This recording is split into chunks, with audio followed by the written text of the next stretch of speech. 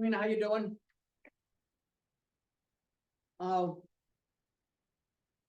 You're muted, and I'm not sure if it's you or from here. Oh, I'm sorry. I said I've been better. I got a basement full of water right now. Oh, you do? It's not good. And then of course our shop vac wasn't working, so I gotta go and get a new shop vac.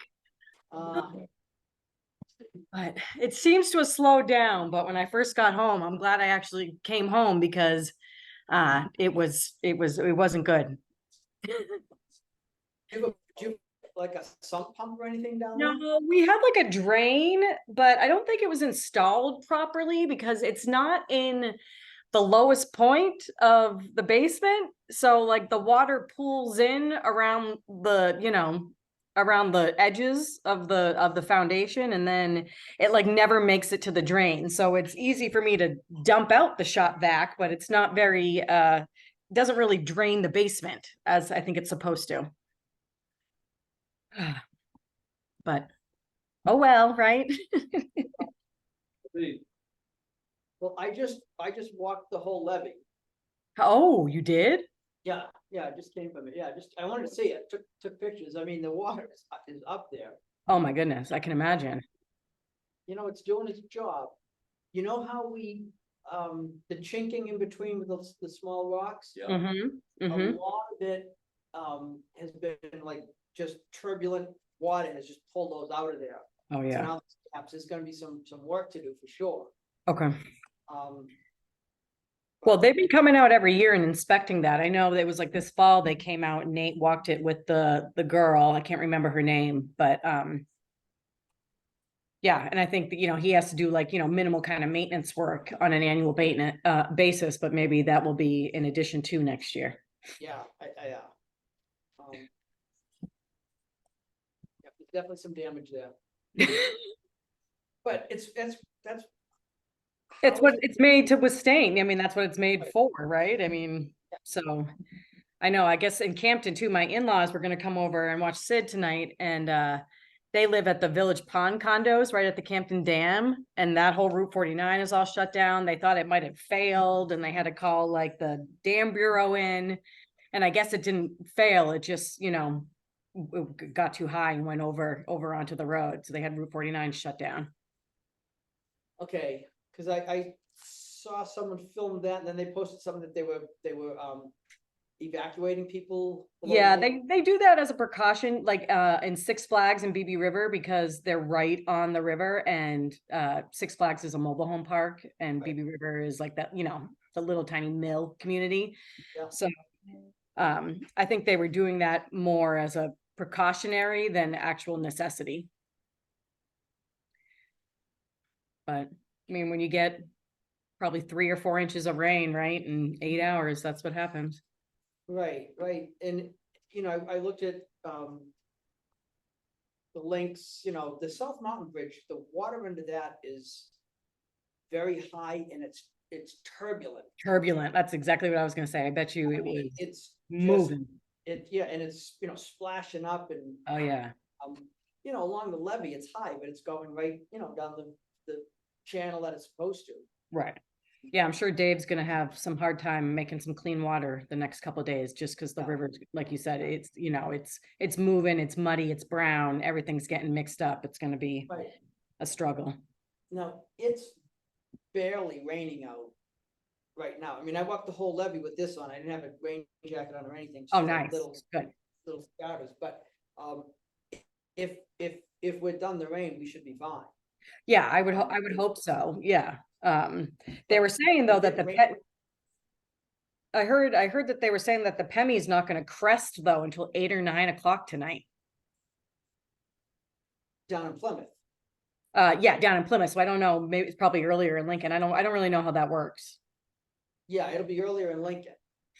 Because as our water recedes, yours goes up.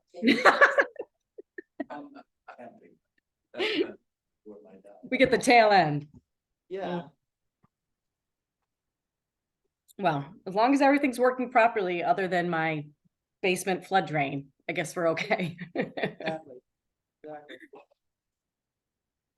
Now, Is Tammy joining us in person or by Zoom? She said she didn't know, because Christine had her surgery today.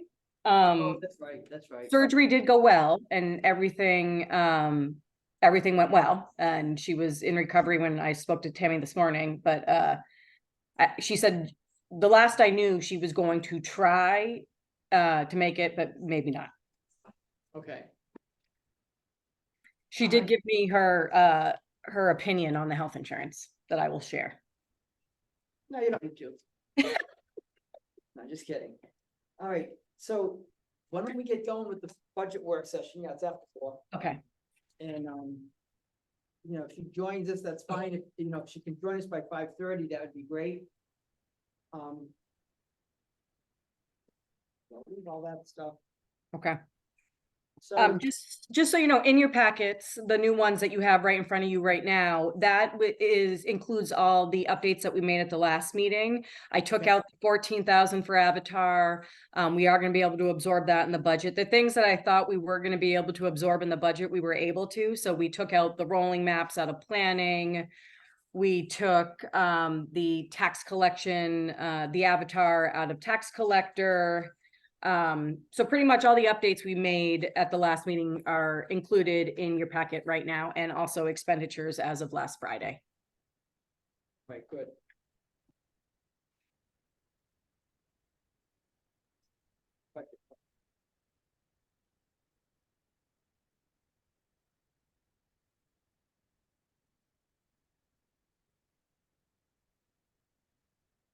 Right, we went through up to.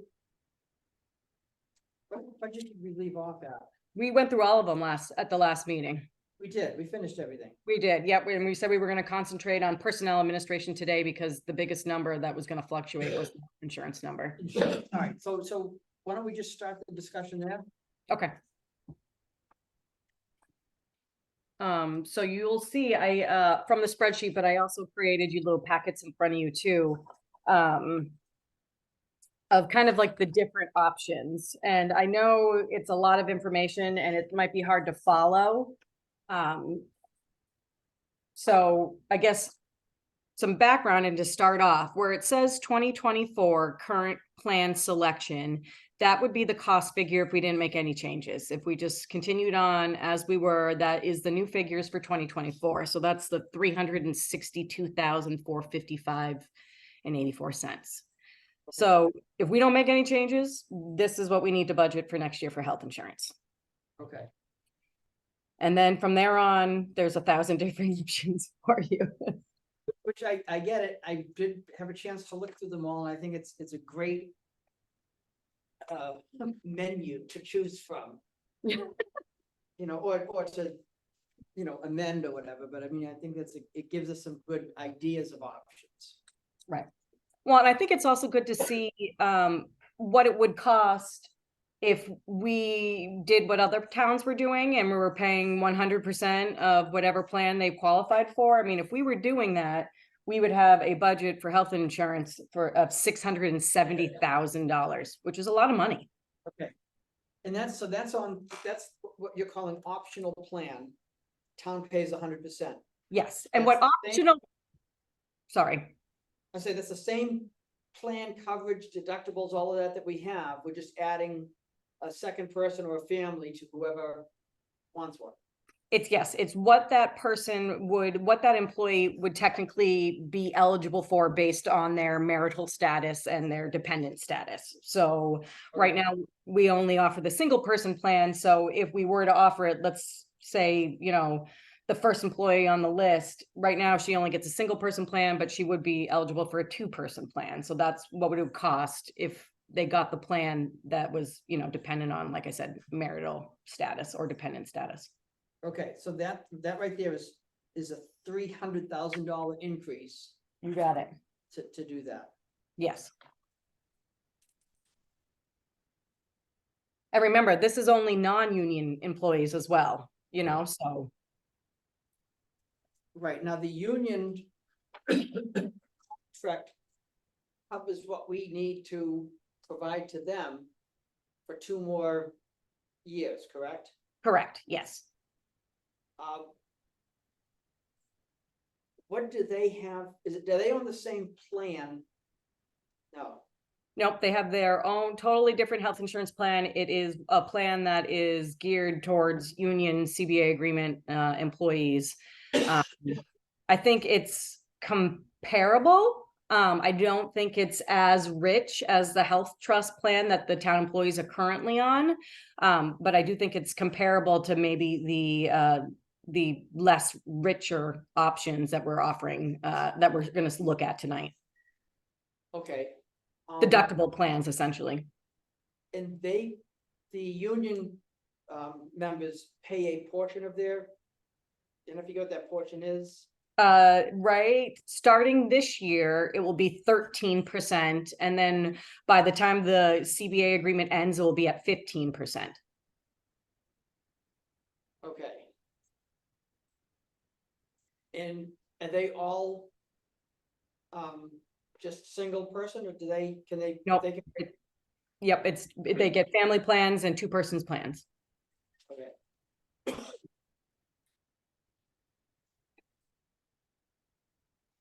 All right.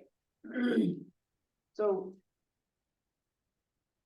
the next thing that I'm looking at is the optional plan with a reduced rate. And that's because it has a $1,000 deductible. Correct. All right, and if we did that, that's 547. So it's like $120,000 less than if we just paid 100% of the plan with no deductible. Correct.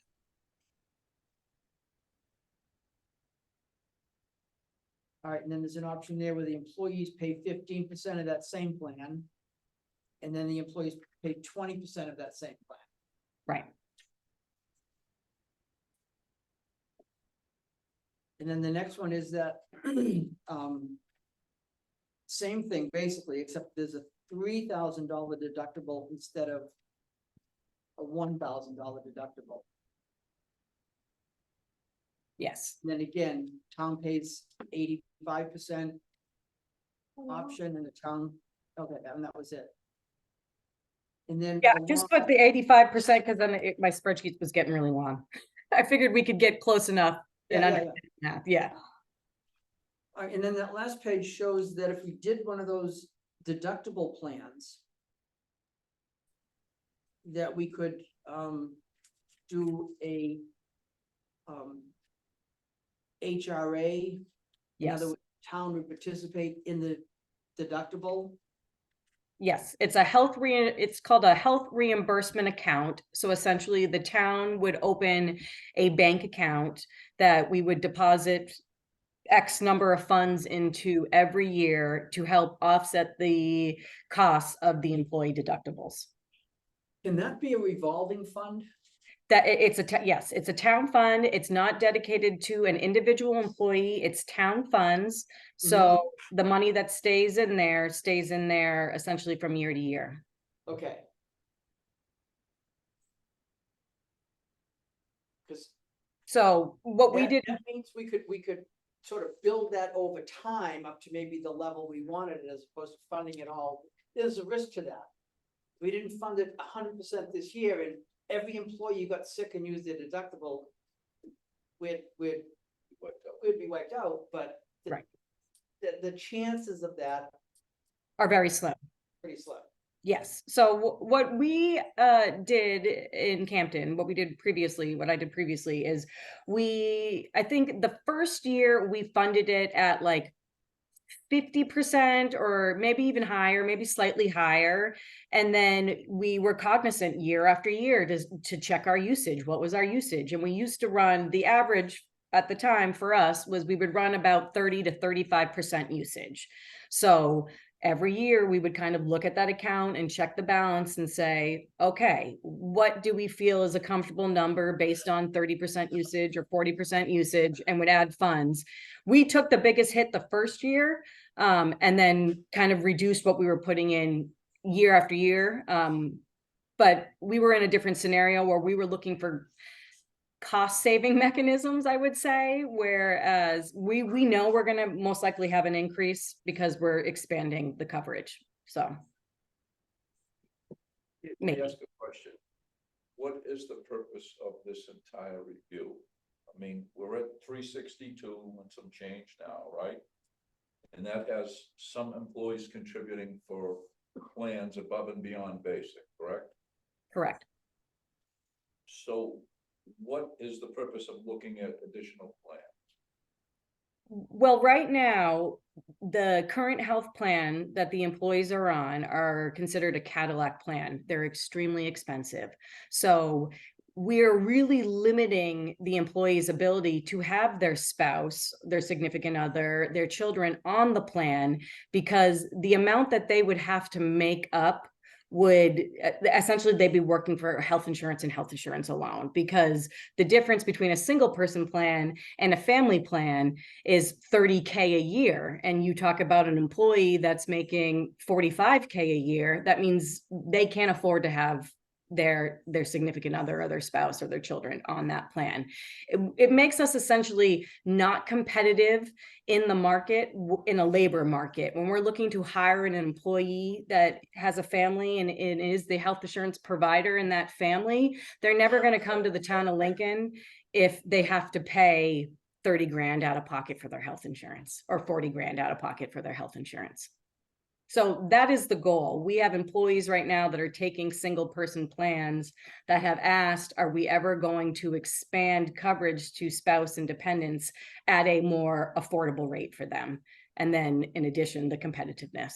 So those are the two kind of main reasons why we're looking at this. Yeah, and I think as we face more and more competition for our employees, both retaining them or getting them, that we need to be more competitive in that benefits package, because you're right, I know we lose people that they can't afford to work for the town of Lincoln. Right. Just because of health insurance. Right. We also have employees who potentially could be promoted, but don't want to be promoted. They're union employees at the moment, but if they're promoted, they'd be taken out of a union agreement and they'd be put into the town's health insurance plan, and they don't want that promotion because they can't afford the town's health insurance plan. So it's kind of a multitude, but what it boils down to is we offer a very rich plan, and that's wonderful for the people who are a single person and only need a single person plan. But for those that are married or have children, we're doing a disservice to our employees. Right, and we're doing a disservice to the town. To ourselves, right? Because we can't find employees who wanna, not take, health insurance. And I know some people get it through their spouse. Sure. But, again, when you look, I know we had this discussion before I was selected, because I was on the budget committee, about health insurance. And the question was asked, how do we not, it was a joint meeting with Woodstock, and they provide family plans to those who have families. Mm-hmm. Someone asked, how do we not have family plans? We just do one person. Like, that's what we do. Well, it is what you do, but you also have employees that have longevity and were here before that chain was made. And so you do offer. That's true. There's inconsistency in what we offer, because you have employees that have been here 15, 20 years who were here before that change was made, and they're grandfathered into that change. So they are offered the 2-person plan. They are offered the health insurance plan at a lower rate because of that. We did a poll last year in 2023, I guess it's still 2023, but it was the beginning of 2023, where we asked all the towns to submit their health insurance data to us and what percentages they contribute and what kind of options or plans that they provide. And we were the only town out of 50 something towns that didn't offer insurance currently to their employees, dependents, or spouses, which is very telling to me that we are not staying competitive. Because if you get 50 plus towns in the state who are doing it and we're not going to compete with them if there's Karina, in those that offered that, family plan, is there an age when the dependent ages out of the family plan and all of those? And typically. Yeah, that's federal law now. So right now, federal law states that a dependent child can stay on their parents' plan until they're 25. 25. Yes. And that's, we can't change that. That's, law. That's law, right? Right.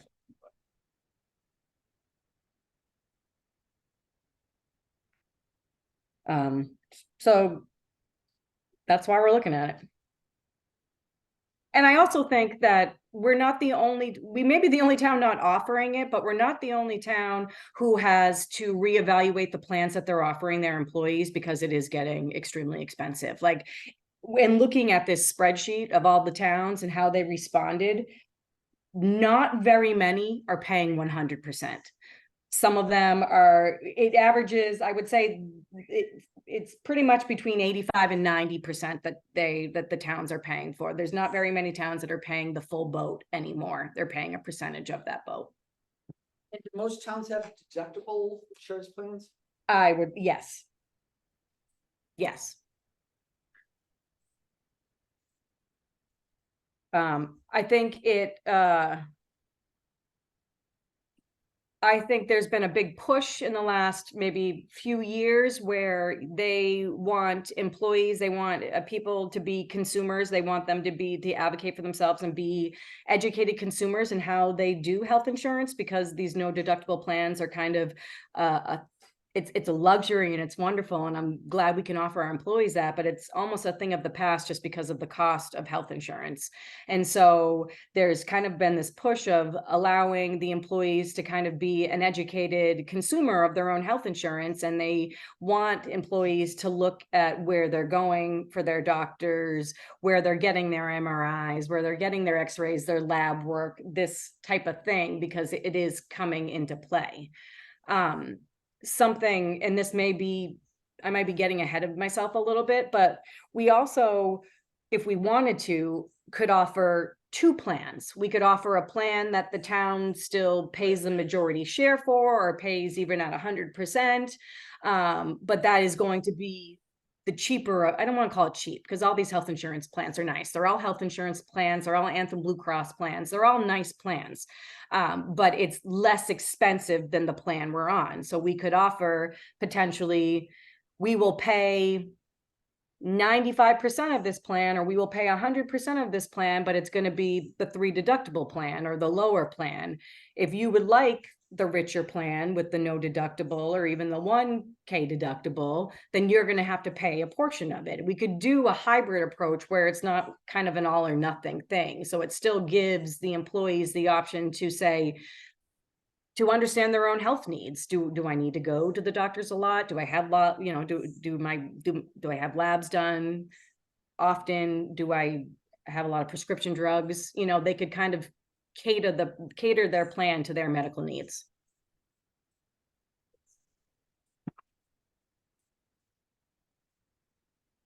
That would be a good idea in my mind, is to give them that option. Because, I guess my thought is to go with the optional plan with the $3,000 deductible. But then have the town pay a portion of that deductible, when it's needed. Right. So that all doesn't fall on the employee. If we did that, we could, as you just said, offer a second option where they have the $1,000 deductible plan without the HRA, right? Without- Potentially. Or what if we did this? What if we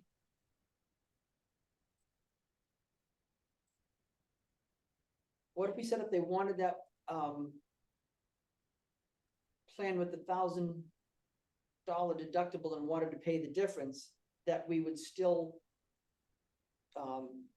do the 50, say 50% of the deductible. Then they're paying more.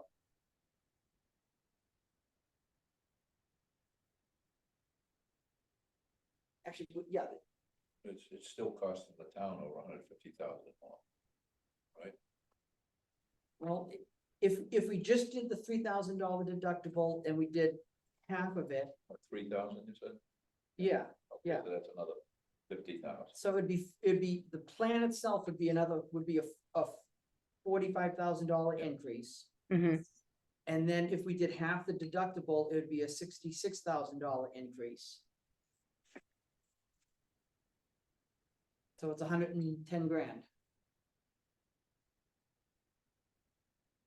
And again, these are all kind of hypothetical scenarios right now, because we're just assuming, I don't want to call it worst case. We're assuming everyone's going to take the plan that they're offered at the high, this is kind of us hypothetically putting things into place. We won't really necessarily know. And especially if we're offering two plans, we don't necessarily know which plan that employee is going to go for. And because we're on a July renewal, we have a little bit of time to figure out those details, but we still need a budget number to budget for.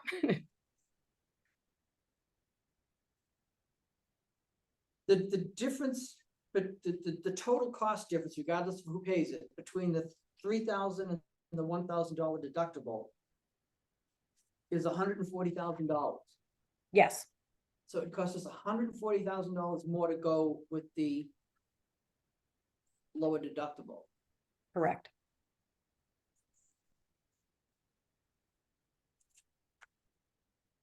$140,000 more for the lower deductible based on the 3K, based on the higher deductible, not based on what we're currently paying now. No, basically, if we were looking at those two options, a $1,000 or $3,000 deductible. Karina, do you Yeah. think it would be feasible to have a representative of the company come and call a meeting of all employees and let them ask questions, how it's gonna impact their families, their paychecks, and, get the whole scenarios out in front of them with some information?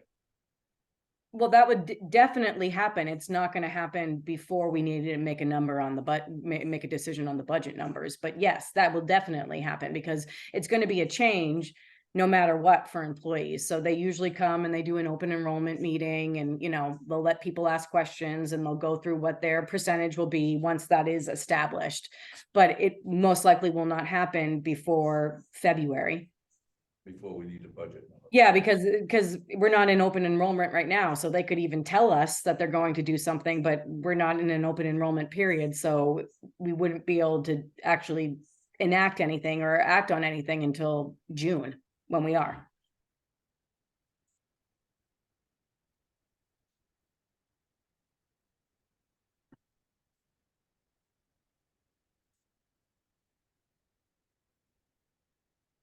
The money that we pay towards the deductible, when an individual goes and has, some medical expense, is it the town pays 50% and they pay 50% from $1? Or can it be like the town will say, okay, we'll pay the first $500, you pay nothing. Then you start paying 50-50 until the town's limit runs out, then you pay 100%.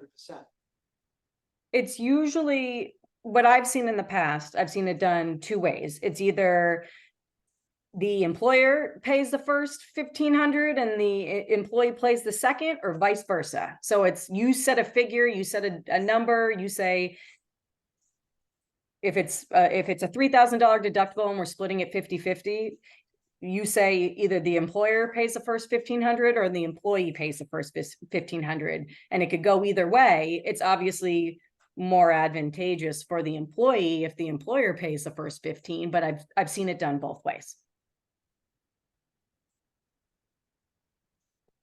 So in that case, there would have to be some type of a revolving fund set aside in the budget specifically for healthcare deductibles.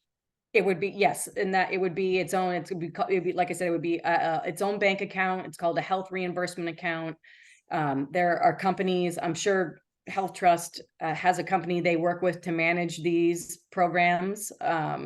you know, they also sometimes come with like a flexible spending card. I don't know if you've ever heard of that, where, you know, they put $500 on a debit card for you, and that pays your prescriptions and your co-pays and all that kind of stuff. That's another option as well. I just didn't put it on my 1,000 spreadsheets.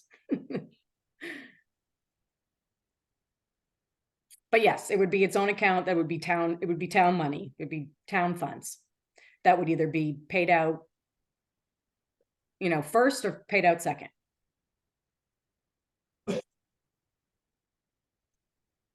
boring meeting. Come on, Wayne, you gotta get up and dance every 10 minutes here, will you? At least the Christmas tree's on this time. It looks festive. Yeah, yeah, it just needs to, it needs to see motion.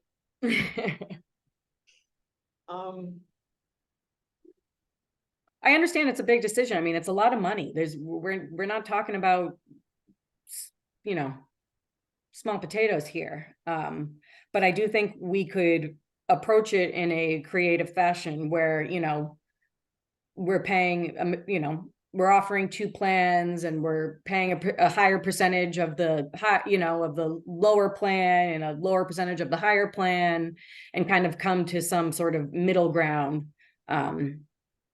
with what we have to increase. So, I mean, if you look at it right now, though, if you offered the 3K plan, and I know that some employees who currently use the system or currently on the plans might take a hit, but that's really only a 45 grand difference. That's not a huge amount when you're, you know, it's a 10% or so, but it's not a huge amount when you're looking at the overall, you know, budget and what we would be, what we're gaining for the employees in that fashion. The current plan, Karina, what is the deductible? Nothing. Nothing, no deductible. But if you look at that 42,000, what did I say, 40? Yeah, $45,000 increase. Mhm. We have 23 employees on the plan. It's $2,000 each.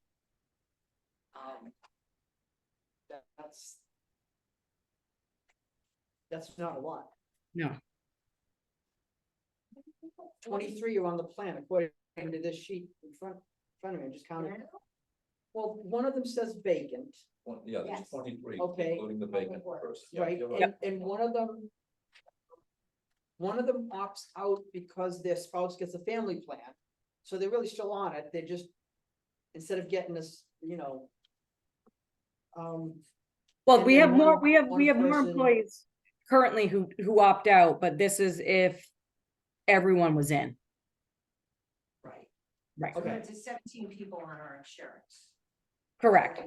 Family, or, right? Two Well- person, we're single. We're assuming that everyone's coming on the plan, whether they're taking the plan right now or not. It would be 19 on the plan, because there were 3 opted out of the 22, plus 1 vacant, right? Here's our.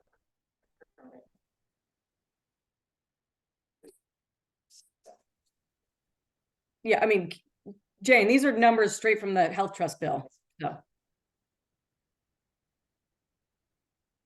Oh, no, right, I'm showing him something else though, All right, but we got a plan for the full boat here. Some for people everybody. who might not get it would. But I'm still, for 23 people, $2,000 extra a year is not big money. We're not making a major, you know, budget increase.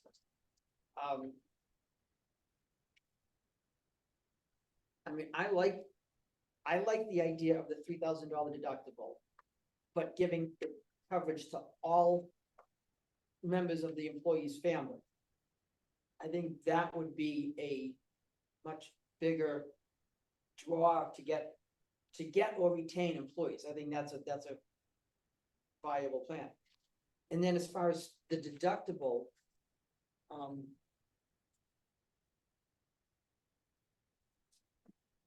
I would like to see that the town and the employees split that. yeah, I mean, And that the contribution from the employees comes from their deductible. Let the town pay 100% of the premium. Let the employees, again, contribution go towards the deductible.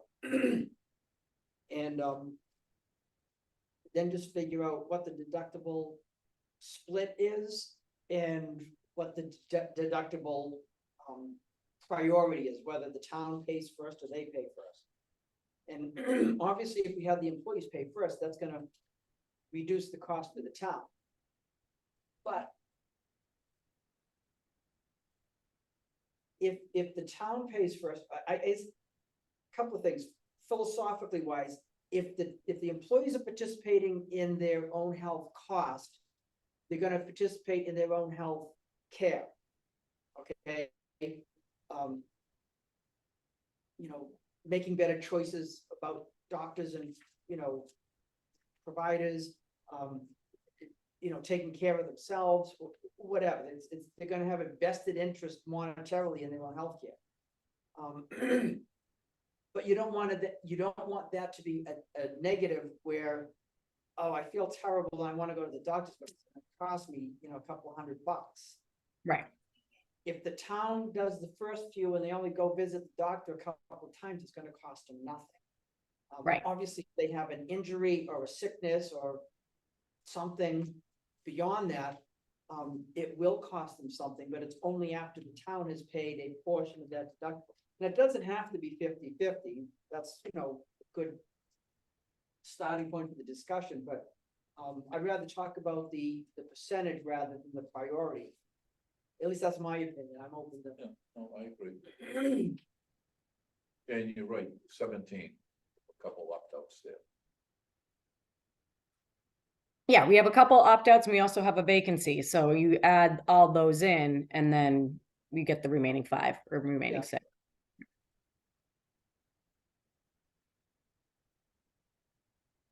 No, I agree.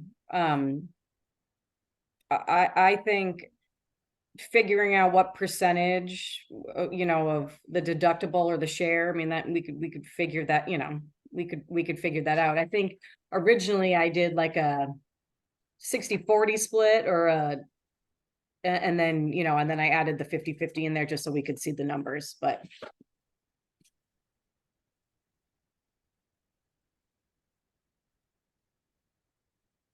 It covers by contributing towards the deductible, it covers, like OJ said, the people who get a sinus infection and they got to go and they got to get a copay and then they got a doctor's appointment and then they got prescriptions and all that stuff, but it's relatively healthy. It essentially keeps them on the same plan that they're on because nothing's essentially coming out of pocket. Something is going to come out of pocket when something major happens. You break a leg or you break an arm or something like that. You know, it is, you know, then you're going to have to pay a share, but it does make people, you know, like I said, a more educated consumer on their own health insurance. You know, even we don't have very many options in the North Country, so it's not like we are in Southern New Hampshire where there's, you know, a lab, you know, every 5 miles. But even in our small communities, if you look at what Littleton's charging versus what Mid-State's charging versus what Spear's charging, you're going to see a huge discrepancy or a huge, you know, difference between those 3 entities. And those 3 entities are where the majority of our employees are going to go. So. And again, like I said, the plans that I'm currently showing you are all Anthem Blue Cross plans. It's not as if we're entertaining the idea of switching providers at the moment. So you're going to be in the same network. You're going to most likely have the same providers that are in that network and whatnot. It's just what it's going to cost you to go there.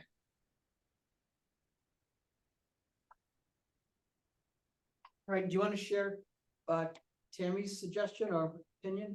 Tammy liked the $3,000 deductible plan with the 50% health reimbursement, the 50% deductible costs.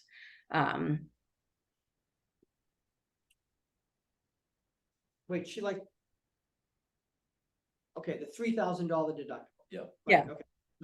That's the one I had said, yeah. Yeah. Yes, essentially she said the same thing as you, that she likes the $3,000 deductible plan, but also likes contributing towards the deductible. So it would cover those incidentals, the sinus infections, the, you know, I'm sick, I gotta go to the doctor, and wouldn't deter people from going to the doctor because they were going to have to pay out of pocket, because most of their co-pays and most of their prescriptions for general kind of maintenance stuff would be covered.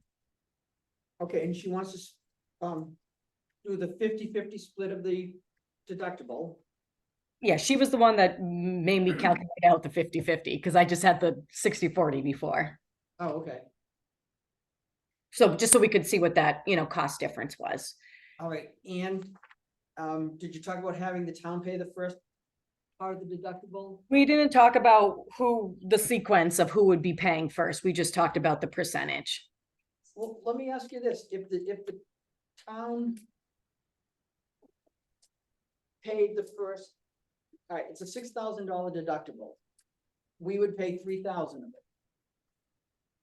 Is it possible to have the town pay the first 1,000 at 100% and then go to 50-50? Or is that too confusing for record keeping of, is that not how other, and you said other towns don't do it either, but one. I don't know. I don't know, because we would essentially sign into like a brokerage agreement with the company that would maintain this for us. So I imagine there are many options that we could do. I just don't know the specifics of it. All right, well, let's look into those options before we decide, because budget wise, we're gonna budget the same amount of money. Budget wise, we're going to budget the same amount of money because we got to budget assuming that everyone's coming on and everyone's either, like I said, if we're going to offer two plans, we got to assume everyone's going to go on the more expensive plan. You know, we have to budget for a number and have, knowing that we're going to have some variables. I say we budget for the $3,000 deductible plan, which is 407. And we go with the $3,000 deductible, which the town's portion, if everyone takes it, is 66, but you said, Campton was running 35%. Yeah. If you budgeted 50% of that or 55% of that. Right. We're talking about 30 to 40. Ooh, my lights just flickered. Ooh. Oh, we might lose you then, right? Hope not.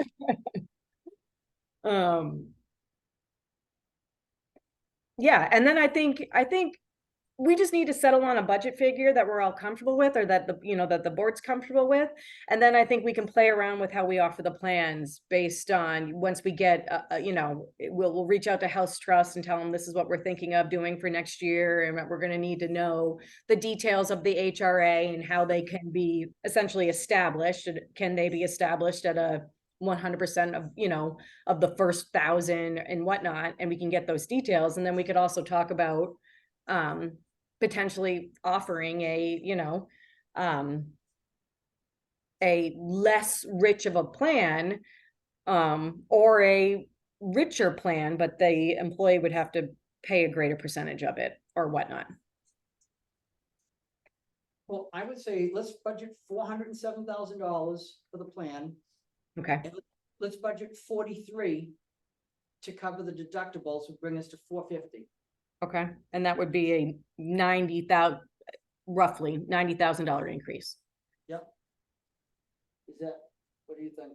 Yeah, I have a question, Karina, on the $3,000 deductible. I see that there are 3 people that opted out previously on the current plan selection, but they've opted in. We won't know that until June. This is just worst case scenario. Okay, so, but their numbers are in that 407. Their numbers are currently in that 407, yes.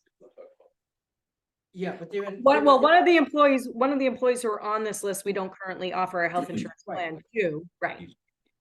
But he's in all of the plans. But he's not in that. This is the current plan.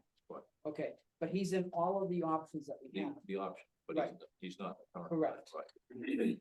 So in all of these optional ones, we're budgeting for people Everybody. that might opt in once. Everybody, yeah. Right, So once it makes sense. what I'm saying is that number may Maybe bounce down. less, maybe less. Maybe down. This is max Right. Oh, yeah, definitely.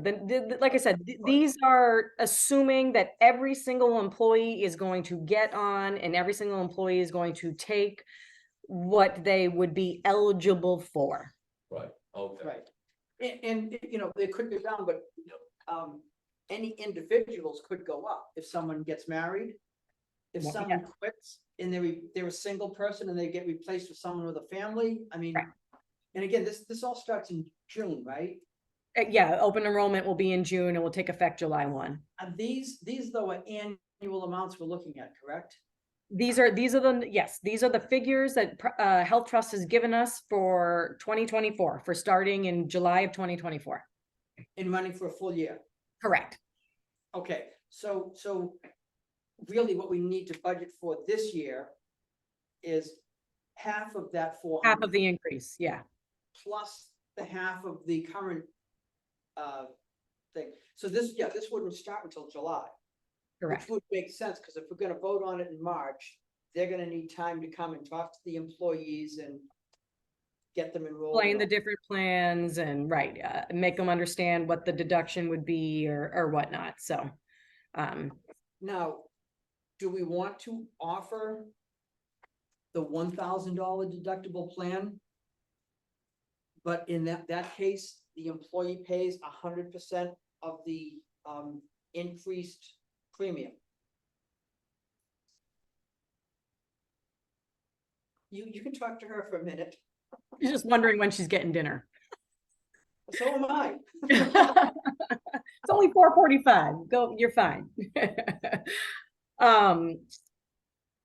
Yeah, I mean, I think I like having the employee pick their plan. I like the employee being involved in it. So then they can't, like, because there probably are going to be some employees that are saying, I'm getting a lesser plan now, right? If the employee only needs a single person plan and they only need, it's a, I don't want to be stereotypical. I just, if it's a single young guy who's relatively healthy or a single young girl who's relatively healthy, they may say, I'm getting a lesser plan now because I used to have a 0 deductible and now I have a $3,000 deductible.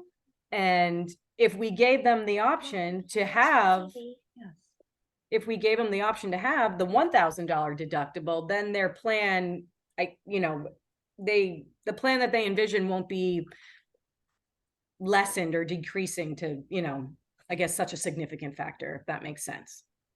And I'm fine with that if they want to pay the premium increase, Sure. Well, and again, that may be for a single, like I said, in that example, for a single person who only needs a single person plan or who only wants to take a single person plan, then they would still get the benefit without having to contribute more, right? Or they would contribute just the difference between the 3 person and the 1 person, the 3K to the 1K. Well, if they took the $1,000 deductible plan, Yeah. that monthly cost is almost $450 a month more. Right? It's $1,441 and it would go up to $1,984. For a 2 person plan. Yes. Oh, I'm sorry, that was a 2-person plan. Yes. So if you're looking at a single person plan, you look all the way at the bottom. So a single person plan on the 3K deductible is $720 a month. And it's $991 on the one. So it would be $270. $270. Yeah. Which divided by 4 is. Well, if you pay $270 a month extra, is $3,000 a year, which would equal your deductible, took the other plan. Right. So unless you're gonna take your full deductible, right, it wouldn't be even worth doing that. Wouldn't be even worth doing it, but that's the math you want people to make, right? You want them to weigh out which plan is a better fit for them. Which plan is better?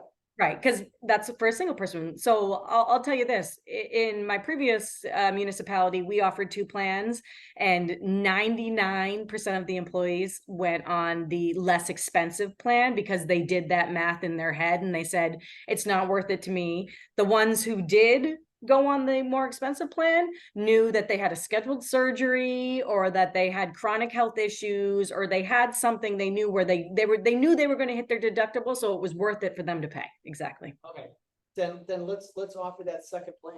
Yeah. It won't cost us anything. And like you said, probably 90-something% will not choose the richer plan because it doesn't make sense. It's gonna cost It doesn't make sense, right? For them, but it might make sense for some people. Right. Right. Okay, so right now I'm gonna be putting in the budget, if what I'm hearing is that we're gonna put in 450 for health insurance for non-union employees. Well, it would only be half of that. Oh, half of the increase, right, you're right, Okay, so that wouldn't have to be so- four. So it would be, the current plan, so it'd be half of 362 plus half of 450. Which, and that includes the deductible. Correct. of Yes. half the deductible. All right. 362 is 181. I gotta get my piece of paper. No, 180. wait, 407 is 203, well, do the 450, because that'll include the So deductible. 225. 225. So 225 plus 181. 406. All right, now, the 362 is what it would cost for the current plan starting in 2024. Correct. But that's not what we're paying now. It's a little less than that. It's like 340. Yeah, yes, right now we're paying, I think 343, 345, something along those lines. Okay, so whatever number you come up with, you can really take $10,000 off of, because we're not gonna incur that increase. We're not gonna incur that until July, you're right. So. Want to make it an even 4 or a 390, an even 4 or 395? What was the number you come up with, 407, 406. 406? Yep. Why don't you just make it 400? Again, Right. we're just guessing on who we're gonna have, like, we have a vacant employee that we're saying is gonna be a single person. We don't know that, We don't. could be married with 3 kids, 2 Right. wives. Well, and some of these 2-person plans could become a family plan and we won't know about it, you know? Right, so. So that decision's been made, right? Yeah, I mean, I think it's a good move. I do. I think we're doing it, I think we're being really thoughtful in our approach to it, where we're trying to balance the budget and not, have an increase that is gonna shock the world, but also giving our employees the options to, allow their children and their spouses on their plan, so.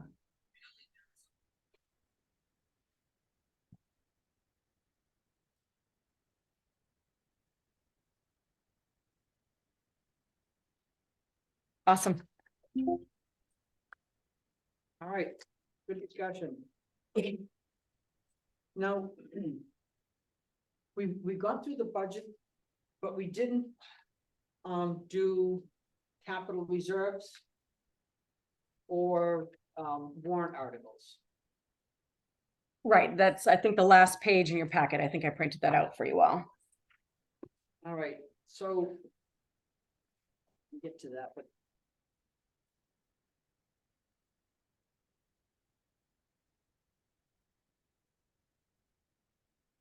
all right, the amounts you got for the capital reserve, that came right off of the CIP plan, correct? Correct. With no changes or differences? Nope. Nope, these are the approved appropriations, or the approved recommendations for appropriations from the capital, from the CIP committee and then the planning board.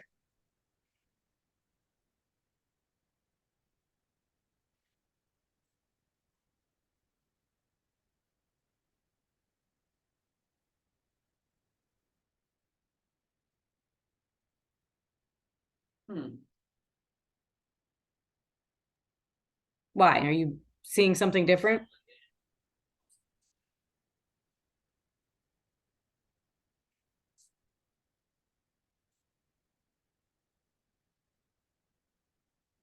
You know what? I must have the plan before money got added back in. I did, because that's not. Oh, this is 815. I grabbed the wrong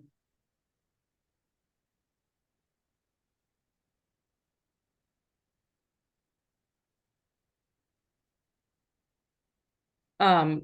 Money added back in, you mean at the last CIP meeting? Yeah, Yeah, and somehow with my planning board stuff, I had the old one.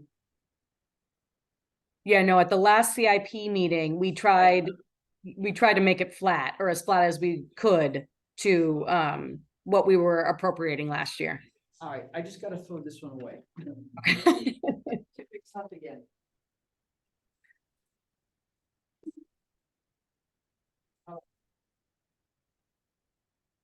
So I see that the 1661194 matches exactly with the number that it's on this as excluding bond service. Because all Correct. the bond things are in the interest Right. and principal payments.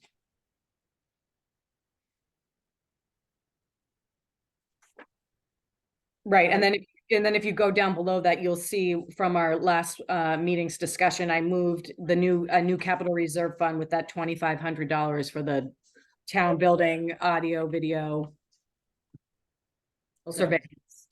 I'll craft some language for all that, but to Well, right, because we have to vote to establish a new fund yeah, as one article and then fund it as a second article. correct. Okay.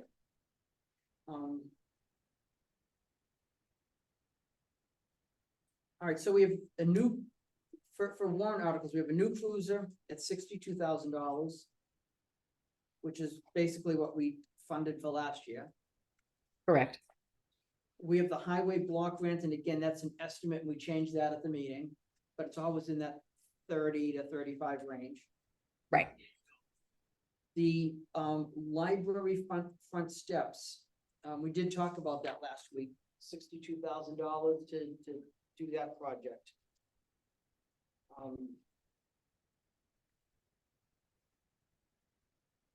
Did you have any other comments on that one, or is that in there? Wayne, I know that's been proposed career as a warrant. That's what we're talking about, yes. That's what we're talking about now.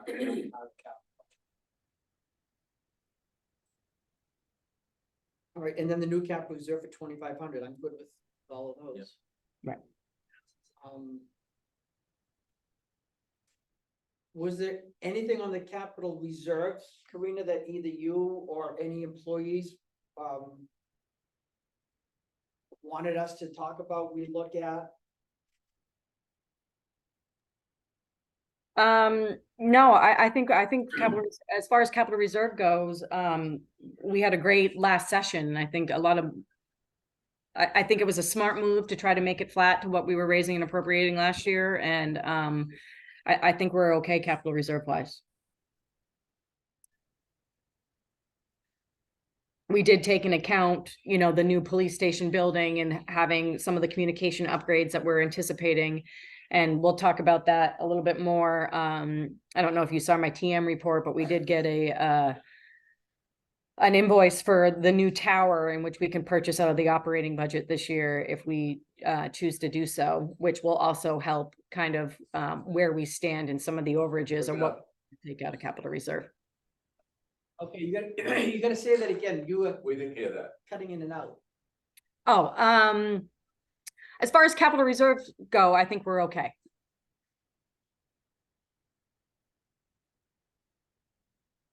I made the comment at the planning board, that I thought that the capital reserve budget was well done.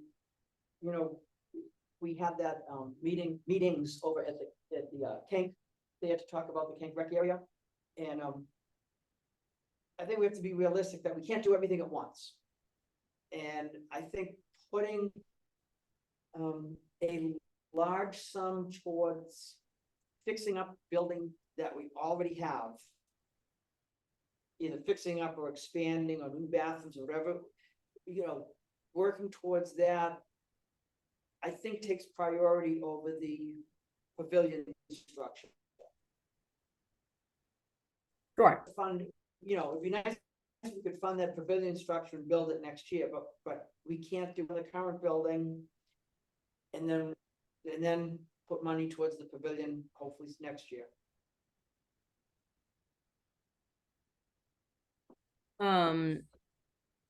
Yeah, I don't disagree. And I also think that we need to have a proper plan in place before we do anything with that pavilion, because we don't want to add a pavilion onto a place that we're gonna end up, Right. that's gonna restrict what we can do with that building. Right, and we talked about it at the meeting, like, okay, well, where's the pavilion gonna go? Is it gonna go right behind so we can feed out of the Expand, yeah. kitchen and feed into the pavilion? Or is it gonna be a, separate structure further away? So, yeah, we really need to figure out, where is the kitchen gonna be? Is it gonna be in the same place? Or is it gonna be, where the bathroom's gonna be? All of that. So And I think that's the way to go. I think Stuart was going to work on a master plan, Stuart Anderson, Okay. I believe. Am I correct, Rena, that Stuart was going to work on a master plan?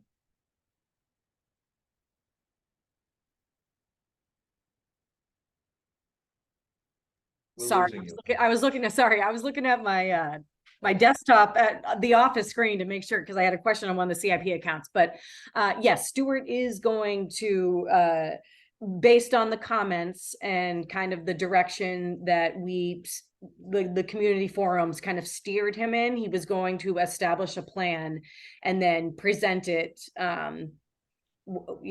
based on kind of like a phased approach of what we can do now. I know that we already had purchased, we're purchasing a storage shed out of the 2023 budget. So we know we can move all the baseball equipment out of those closets. So we'll have additional room this year. We're trying to figure out what we can do with what we have now, and then create kind of a phased approach plan for the future. Yeah, it's really raining, Isn't that right? you can hear it. Hear that, Wayne? So is the storage shed gonna be in use this winter? No, we won't take, No. ownership of it until the spring. Okay, that's what I thought. So for this year, all the baseball equipment is staying In the, in the main building. I think they were going to try to maybe potentially move it to the garage space or something to get some indoor space available this year, for this year. Okay. Is the community building garage full? I don't believe so, no. room, The garage at the Kank has the groomer. The one at the community building, I know we shared that with, I believe the senior Senior center. have some stuff in there, the childcare center has some stuff in there, the town has some stuff in there, and does Right. Rotary store stuff in there? I don't know that, but I know that, yeah, there are a couple different hands in there, but I don't think it's full. I think, because I know that in the new PD discussions we've been having, we're looking at potentially purchasing a used set of those storage, those kind of condensed storage units. And we had asked Tara that if we were to purchase them, we would obviously need a place to store them until we could put them into the new building. And we asked if we could put them in that garage, and she said that she could most likely make room for it, so. Okay. All right, not that we need to plan every detail there, but that's an option for baseball equipment if it was to get out of there this winter. Right, I also think that they were no longer going to, they had a bunch of old equipment that they were gonna try to donate to the folks who need them, and to try that they were no longer going to store that equipment in there either, to make up some more room. Okay. All right, so are we good with the capital reserves and all that? All right, so that means that this budget as written is complete except for personnel administration, which is gonna bring it up some. And then the library was highlighted. Yes, so I did sit down with Carol Riley in regards to library wages, and we laid out a couple different options for her. And she was going to take that back to the trustees. I don't know if Wayne has an update, if they have approved or settled on a figure, but we did sit down and we did go through what a 4% looks like versus what a 6% looks like versus just giving them a kind of standard raise for some of the employees. So she was going to bring that back to the library trustees. So as the last meeting was over, the next day, I met with Carol. And I mentioned the fact that 6% across the board for the library employees was not favorably looked upon through the budget process, and that she was probably gonna get a lot of resistance. I told her she had several options, one of which is stick out with the 6%, take a chance. Probably the budget committee would select. The other options were to do what fire departments do. Certain part-time employees who not have enough, there's enough salary and they should present them separately, but have a blanket 4%. So I talked to her about her options. Sounds green, as I should just discuss the same thing. So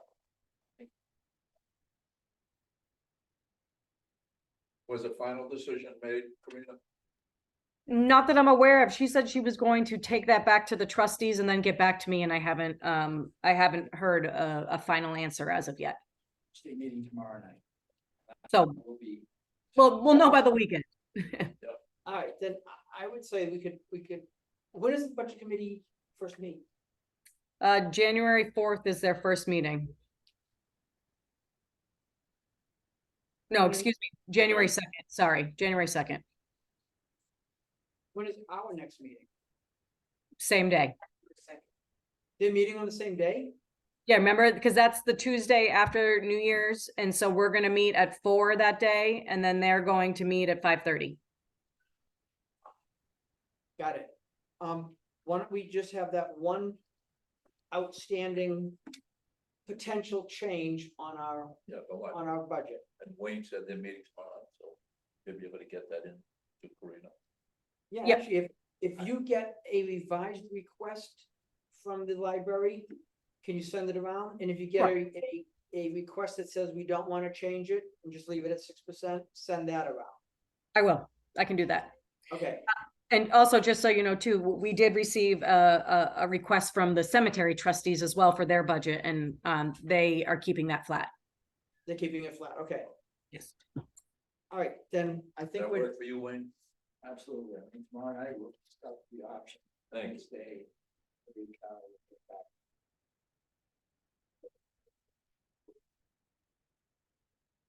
And if we just wanted to, because we got a couple minutes of time, I did highlight a couple of the changes we make. You also did have a couple questions in certain budgets that I did get answers for, if you want to go through those as well. let's do that. Okay, so you want to start from the top, let's say, in the executive budget, I did get the our maintenance, support and maintenance MTS software fee that did go up 7%, but that is the formal number now. I didn't have a formal number at the last meeting, so that is the 4,600. Okay, Going to, there was page 2 of the executive budget, support and maintenance MTS, and it's 4,607. Yep. Yep, all right. and then going to tax collector budget, I did take out the 14,000 for Avatar. We already talked about that, but that should just be shown. Planning and zoning, we were able to order some of those rolling map files out of this year's budget, so we did take that out of 2024's as discussed.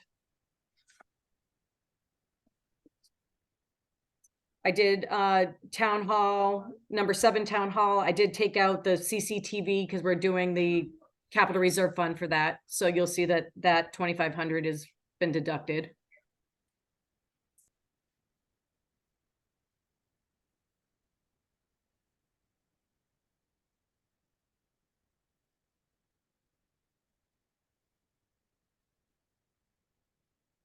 Next one is number 17, water treatment. We had questions because Nate is already over budget in the telephone alarms and the internet for the SCADA, and our internet did go up slightly, so we just raised that $2,000 to 2,500, so we bumped that up a little bit.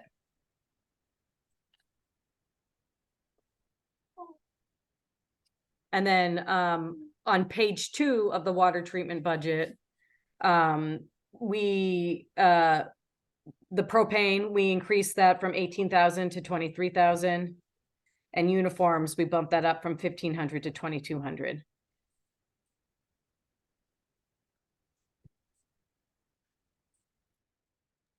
Based on what our current expenditures are.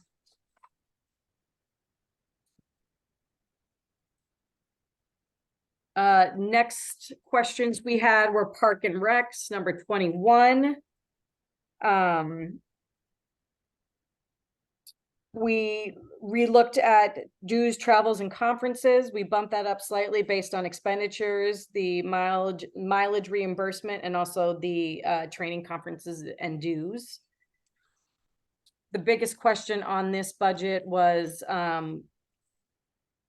we had $7,500 budgeted in the Kank area maintenance, and we couldn't remember why it went from 2,500 to 7,000 or 7,500. And it's because Tara wants to purchase 2 new soccer goals. So we broke that out as its own line. So you can see that the Kank area maintenance, we kept at 2,500.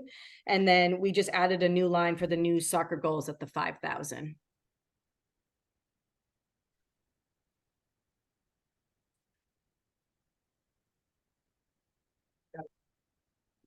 Okay.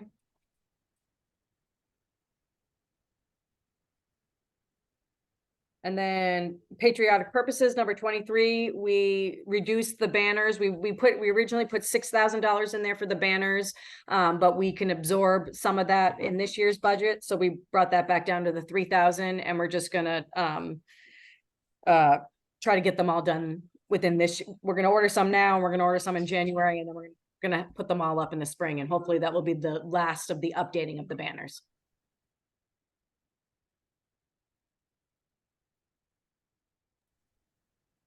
And that's all the changes and the questions that we had from the last year's budget. Excellent job. Thank you for doing that. No problem. Welcome. Sorry I'm late, and I knew I was probably gonna be late, so I came in soccer Friday and went over.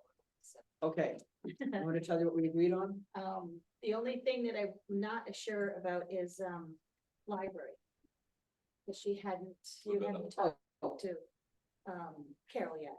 Right, their meeting Tomorrow night. tomorrow Maybe night. tomorrow night, okay, Right, and that perfect. will be on our agenda on July 2nd. We're having that July. early. July second, July 2nd. okay. How about January July 2nd? 3rd, If the you final. want, we can do January 2nd, whatever you We want. can skip 6 months if you really want. to. January 2nd, we have the early meeting Okay, at 4, and then the budget committee meets at 5. yeah, about okay, noon. so that'll be the one that we have We'll just touch bases with that one budget, but she'll know that, prior to, so. like, if they meet tomorrow night, she'll know Wednesday morning what. She'll send it out to us. Yeah, she'll let us you know. can reach out to us individually. Yep. And that way she can put in whatever amount needs to be put Gotcha, in yeah. if there's a change. And then all we have to do is on Monday, that Monday is vote on it. And she'll already have it printed and give it to. Perfect. Perfect. So, but on the health insurance, Oh, you went over that already? we did, I thought we were gonna do that at a regular. um. We didn't. think This is that. supposed to be a budget workshop, so you're gonna have to recap it at the regular meeting. We just can to- do that, but this was part of the keep budget, it. really. But we will, No, it's not really. We I will. mean, and everything's, if you're gonna go that way, then every single thing we talk about is part of the budget. well, we discussed this now because we had to get it into the budget. I first. get what you're saying. So what did So- you, We're going with this optional plan. Okay, with the $3,000 deductible. yeah, Which she said that you agreed to. yeah, We're gonna pay 100% of it. okay. We're gonna pay 50% of the deductible, Mhm. which she said you agreed to.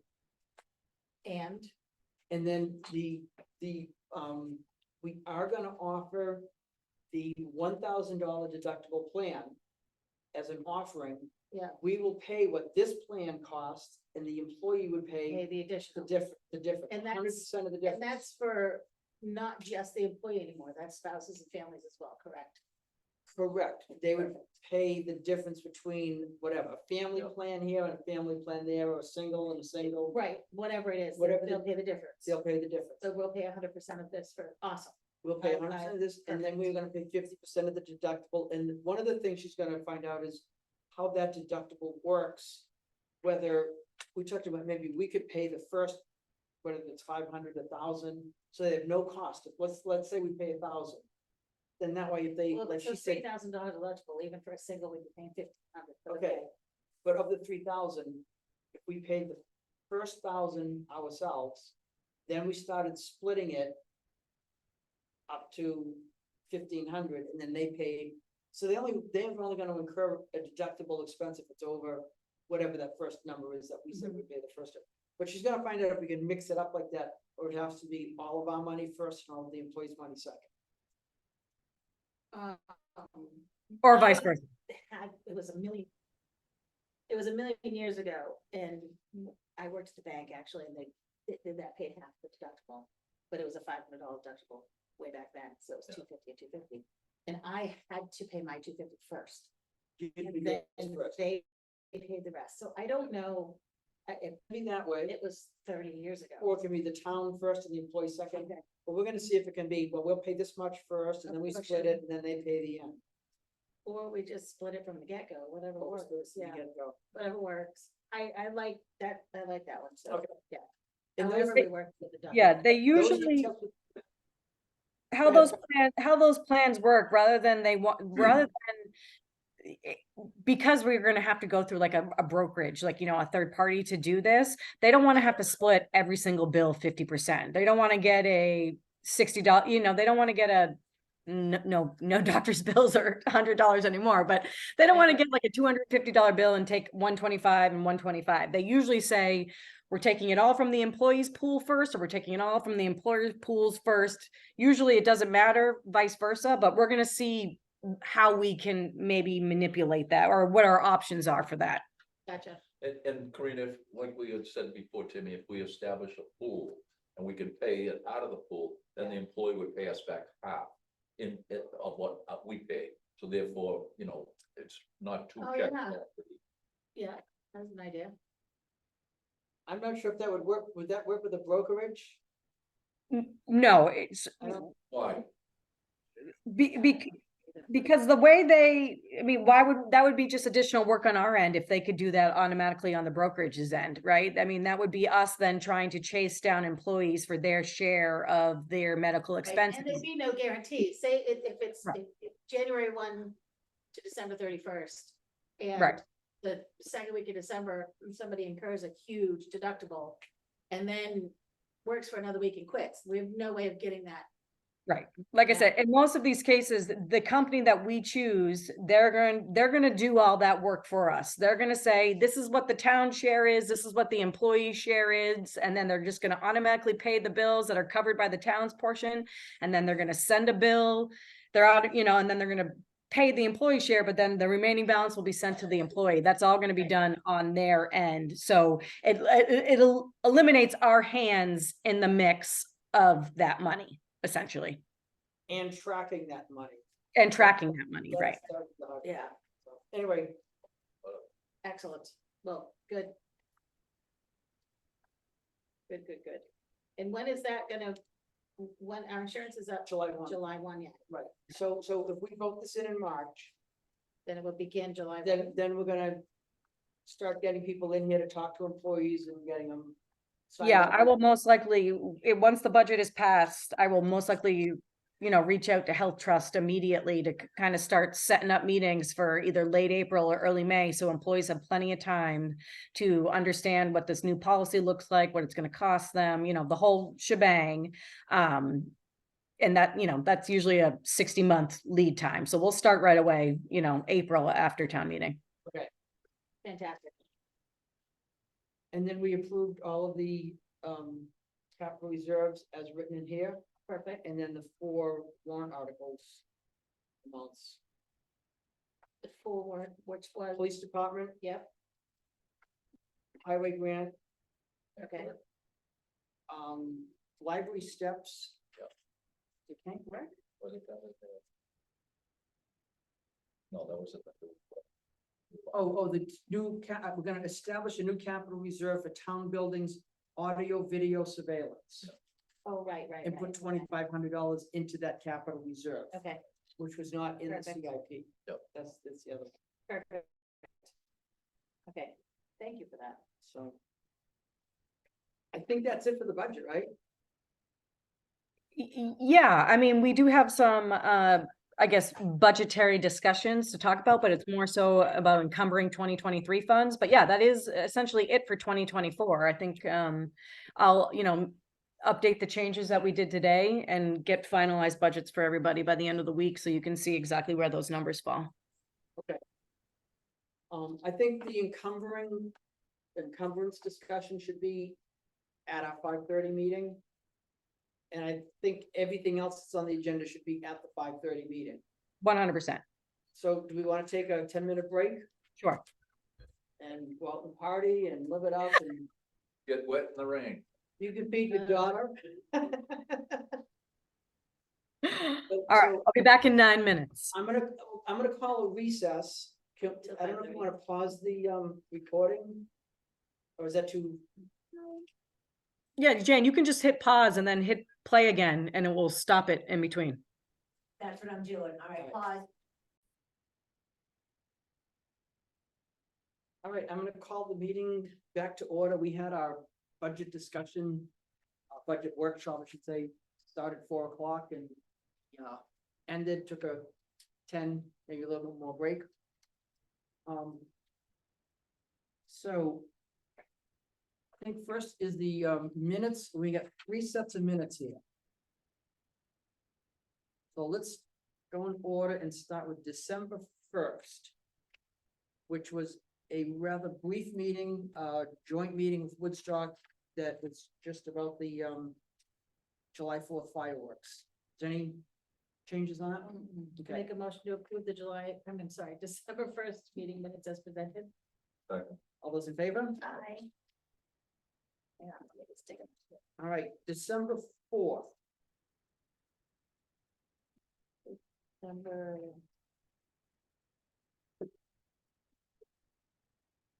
Were there any changes or anything on that? I had nothing. Oh. Right, before you go there, December 1st.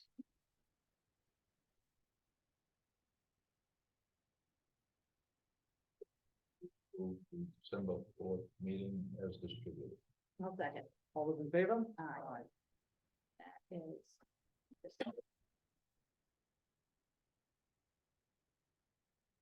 Make a motion to approve December 11th, Wait, waiting. December 11th, line 30. Yep. It should say the town's assessment, Assessment, town's Yes, assessment. not 2 years appraisal. ago. Okay. just to be clear, and that's fine. And Tom may have used the word appraisal. It could have happened, but he was referring to the assessment, which is different. I'll make a motion to approve the December 11th meeting minutes as amended. All those in favor? Aye. I'm gonna go print one out so don't sign it because it's on one sheet. Yeah. Okay, Got it. okay, saving it. All right. The board just had its as I said, budget discussion.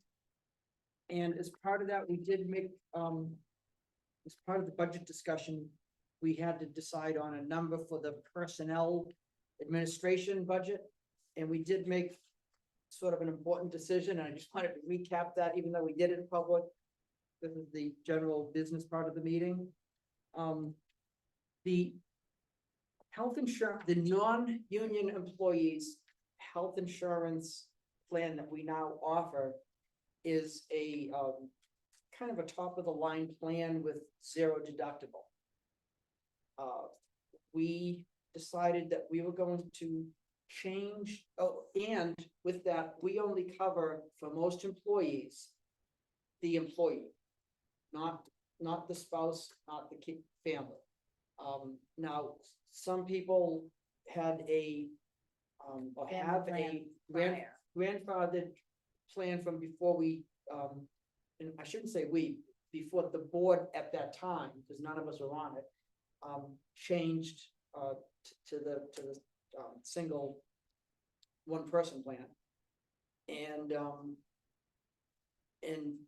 we are gonna look at covering one person, two-person, family, whatever the employee needs, primarily to be more competitive with other towns and employers, so that we can retain and get employees to work for us.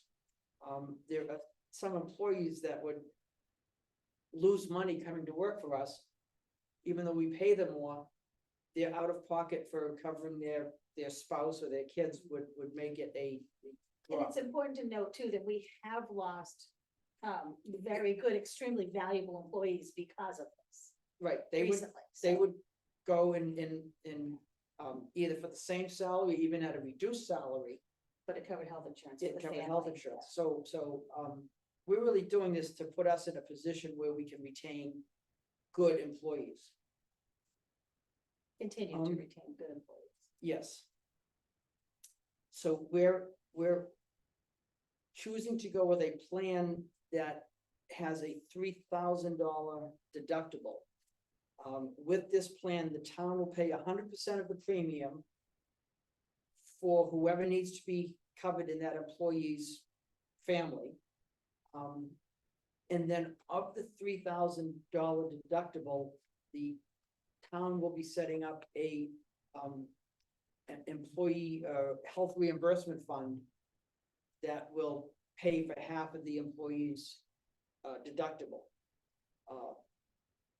That total cost of doing that versus staying with the plan we have is about $40,000 more for the premium. And again, this is all based on assumptions. It's based on the current employees we have, this, who has spouses and who has kids. Now, all three of those can change. Now, if you lose an employee and get one that has a different family situation, or one of our current employees could get married or unmarried. And some of our current employees could have, add children to their plan. So it's all based on what we have right now, comparing, if everything stayed the same, the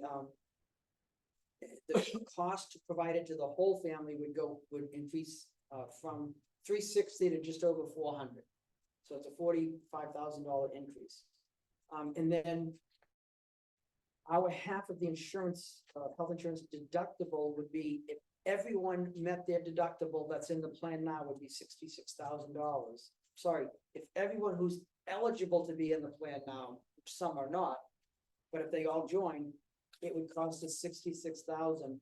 We're gonna budget $40,000, knowing that, you know, every employee has it's never been the case where every employee Right. Seeks that much medical expense in 1 year. Averages are below 50, or around 50%, so we think we're very well adequately covered with that budget. So it's gonna go up. And that would just be the first year. We don't anticipate using that whole deductible the first year, so to augment it, the following year would only be what was used Correct. out of it. Well, why are we putting 40? Half of the 60. Oh, I thought we decided on 40. No, we definitely are on. That's what we put 40 and 45, and that's what. Oh, okay, you- all right. Yeah. But you're right, the first year at 40, and then let's say 20 of it throughout the gets year, used. 20 of it gets used, We we only only have to put in 20. So it won't be 40 every single year unless, of course, it gets used, which we don't anticipate.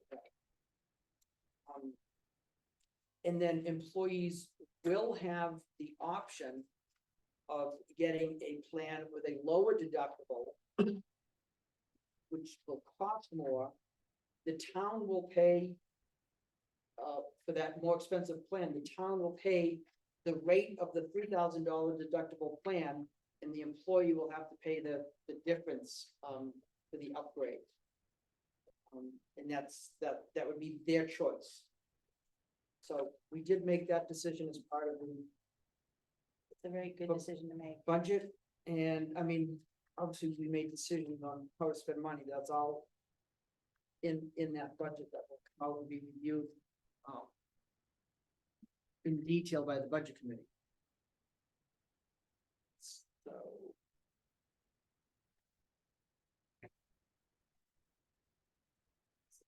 Thing that did.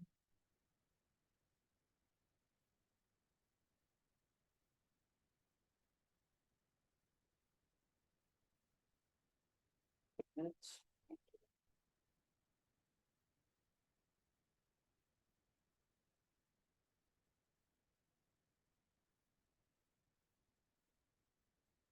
All right, next on the agenda is the further discussion on the business park land that we have a purchase and sales agreement to purchase one of the lots in there at 68,200. At a previous meeting, we met with the potential buyers, real estate agent Tom Friendly come in and talk to us.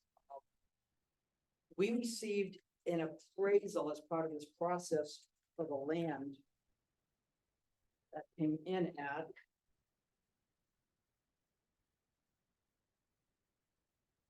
$167,000.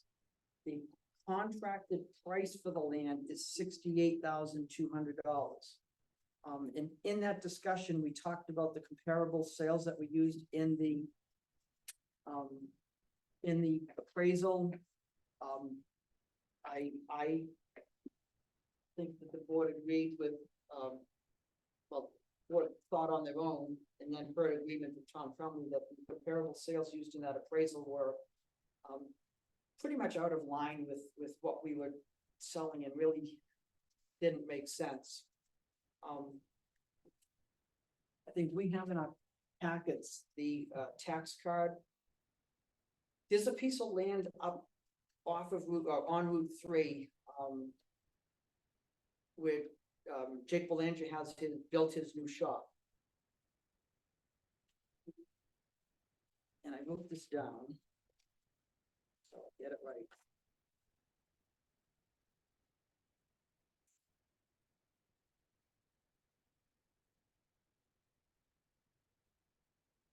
All right. That land where his structure is on is 0.35 acres. The land that is in the business park that we sold to Sullivan is 0.37 acres. So essentially the same size. The land that Jake's building is on was sold in 2012 for $63,000. The land the town sold to Sullivan in the business park in the same year was $68,000. The land that Jake purchased in 2020 was purchased at $59,530. So it went down $3,500 from what it sold for in 2012. Now, that is just one comparison as opposed to the appraisal, which looks at multiple, and I think there was 4 or 5 in there. But this was not one of them, and it's the closest in size, the only one with a reasonable closeness in size, with sale prices in the same, year as the Sullivan land. What is that zone up there? Jake's property is in the general use zone. The other thing it's important to note that 2 years ago, the assessors assessed that value of property at $64,000. Correct, 2 years ago. correct.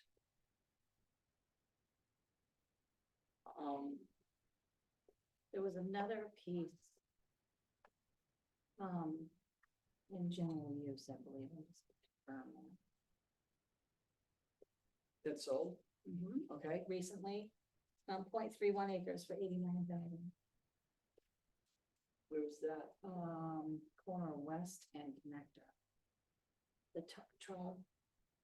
Upper Traub's. East, That can't be in general use though, is it? it's general use, I'm assuming, General uses, I think that's referring to just that, the whole because I couldn't find West, another, West Street connector. correct. That's the only zoning thing online that I could see. No, it's light green, which is general residential. General resident, okay. Yeah.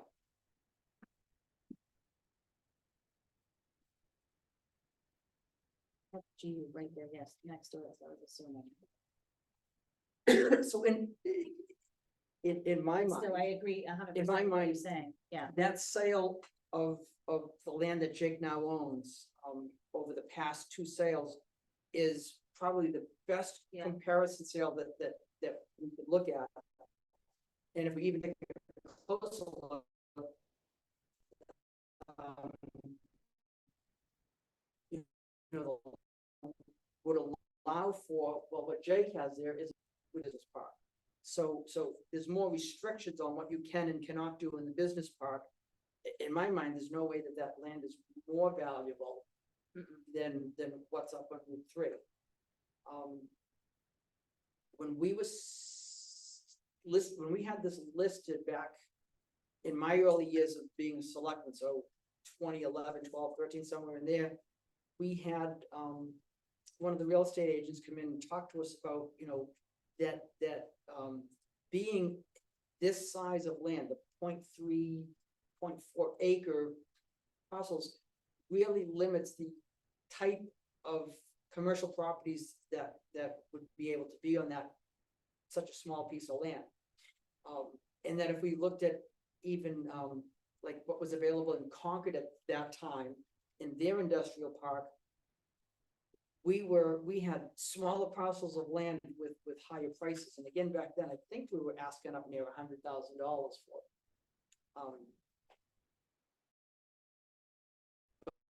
But they were saying that that the size of this is very restrictive as to what kinds and types of businesses would move in there.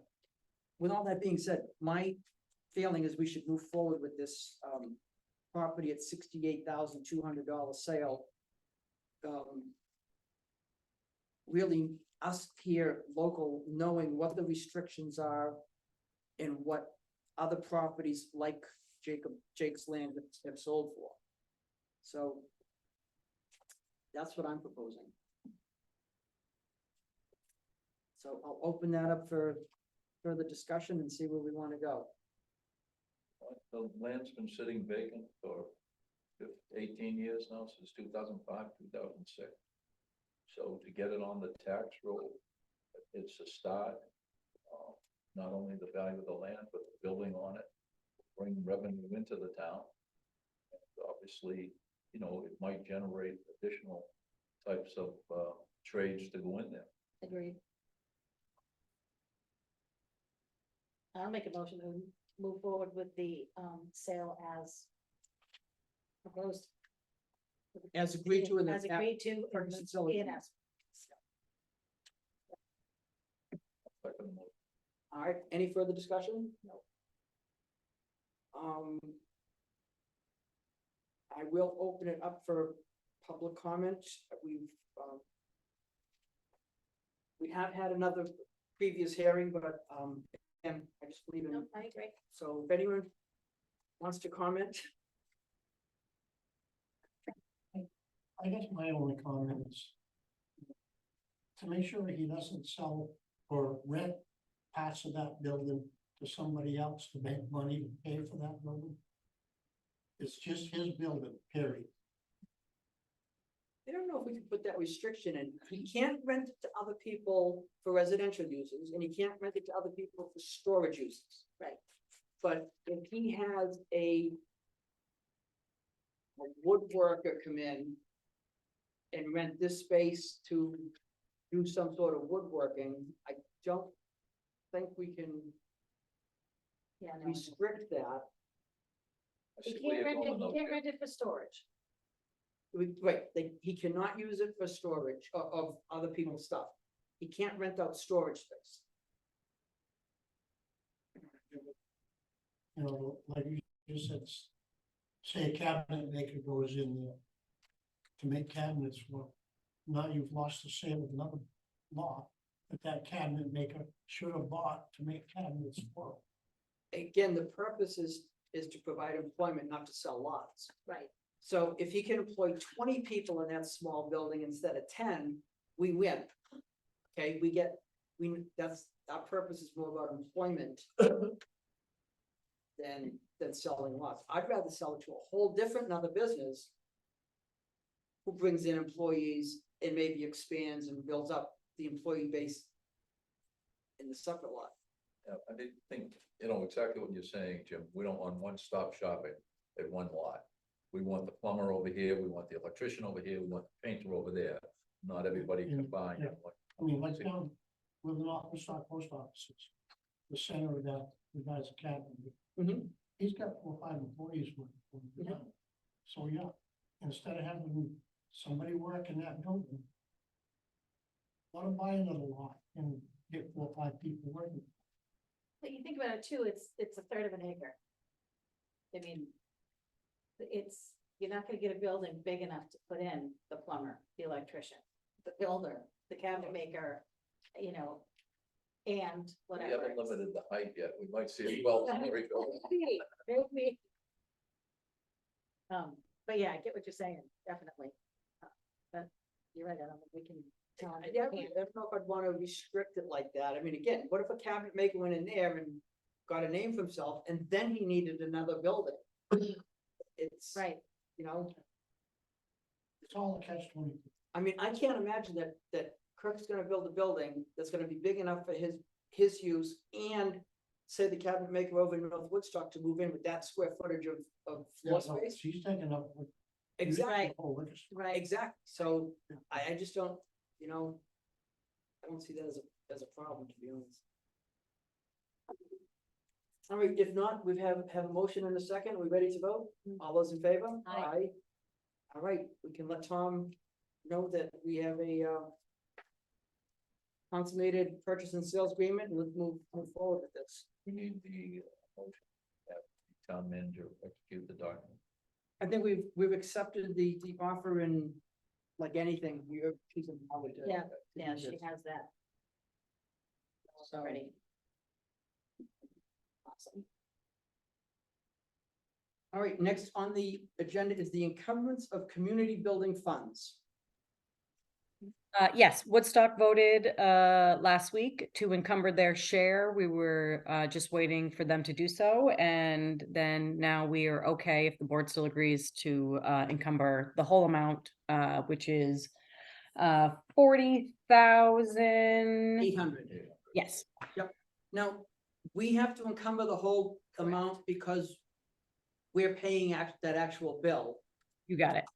They encumber Woodstock- half because they're paying us. because they're paying us. Yeah. Okay, Yes. just want to make sure people know that we're not paying for the whole thing, that we're still splitting it, but we have to encumber. So I'll make a motion that we encumber $40,800 from the community building budget to pay for the It's everything. reconstruction of the entranceway. I'll second. Any discussion? All those in favor? Aye. All right. All right, town managers report. All right, well, while we're talking about encumbrances funds, you'll see that was the first thing on my town manager report, but we discussed this at the last meeting, because of the PD surplus in their budget, we were hoping to try to either one, pay for some expenses towards the new police station building out of the 2023 budget, or potentially encumber it. So we reached out to Ossipee Mountain Electronics, and we know that we're going to install an additional tower at the new PD location. So we asked them to invoice us or put together a proposal or a quote for what the cost of the tower, the equipment would be. we understand that certain things have variables, so they couldn't be included, but we wanted a quote for as much of the hardware as we possibly could. So OME put together a quote for us to purchase the tower, antenna mounts, climbing ladder, cable support ladder, hardware, tower freight, and installation. And that quote came in at $99,950. If you look at the PD budget right now, because of the vacancies they've had in personnel and other kind of savings across the board, they do have a healthy surplus. So what I am recommending the board to consider is to either, one, let's pay for the equipment for the communication tower now out of the 2023 budget, or to vote to encumber the $99,950 out of the 2023 budget for purchase and installation in 2024. You have an estimate from, OME, right? Not a hard bill. So in order to pay it though, you need that hard. No, bill. we got an invoice. But you got an invoice. Yes. Oh, yes. What is the surplus in the estimated surplus in the PD's budget? As of Friday, it was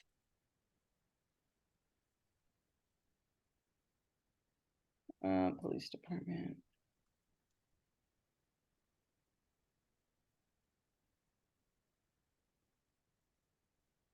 I wish I had a better printout. Roughly 300,000, wasn't it? yes. With what, 2 weeks worth of bills? Of them being monthly bills. And Yeah, you're 2 weeks. You're comfortable spending that about 100,000 Yes. out? Then that's what I would do. They had it up out of the 23. I would just submit it. I would just Yeah. pay for it, get it paid for. Either way, it comes out of the 2023 budget, whether we encumber it or whether we pay the bill. Correct. It's just a formality, essentially, whether we pay for it now and take it out of the budget so it shows in the expenditures, or we encumber it and it gets added to next year's essentially operating budget. I would just Wow. pay Yeah, for pay it, it now. yeah, Pay it now, absolutely, money. pay it now. yep. We all agree. Okay. Awesome. That's good, because we had budgeted, if we remember, I put together a spreadsheet of what we thought the PD was going to cost and things that were excluded from the contract, you know, the design and the communication. So we had a communications line of $250,000, I believe. And that just knocked out about 100,000 of it out. So Fantastic. agreed. Okay. The only other thing that is not on your town manager's report, but it was another, we also received a bill from Weston Sampson for the South Peak Water Storage Tank project. This will most likely be the final bill of this year. This was for $10,467.54. Absorb that in the current water budget to take away from what we will need to kind of find the money for the water storage tank. So I didn't know if the board would be agreeable to us paying that out of the water budget as well.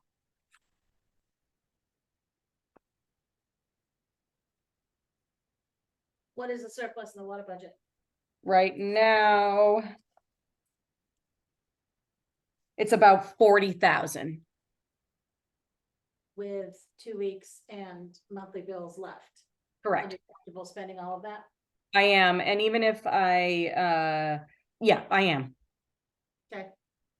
I'm good with that. Absolutely. Yes, I agree. Okay. Awesome. Then we will do that. Oh, I did have the expenditure report right now. So as far, just so you know, I didn't realize I had the exact expenditures in front of me. Right now, the PD has a surplus of 289. And the water department budget has a surplus of, where are you, water? 32. And of the 32, you're gonna spend 10. Gonna spend 10, and we'll have 2 weeks left of payroll. I've already which is not very much of that. You'll have another electric bill. Ele- We'll have another electric bill, but I've talked to Nate. With the rain we're having, I bet you're gonna have another chemical bill too. Right. No, we won't have another chemical bill. Nate said that he ordered a bunch of chemicals and then some, and that's why our chemical budget went over budget. You'll see in, so I talked to Nate about it. He feels fine. All of his big bills went in this past week, and this is as of Friday. So, he's comfortable with that as well. Okay, good. Good to- Okay. All right, that is the encumbrances of funds. Sorry, I don't know if you just saw my kid with the headlamp on. A transformer just blew across the street, so they were outside with their headlamps on. Many things happening outside tonight. There is. All right, so moving forward on the town manager's report. Hold on just one second.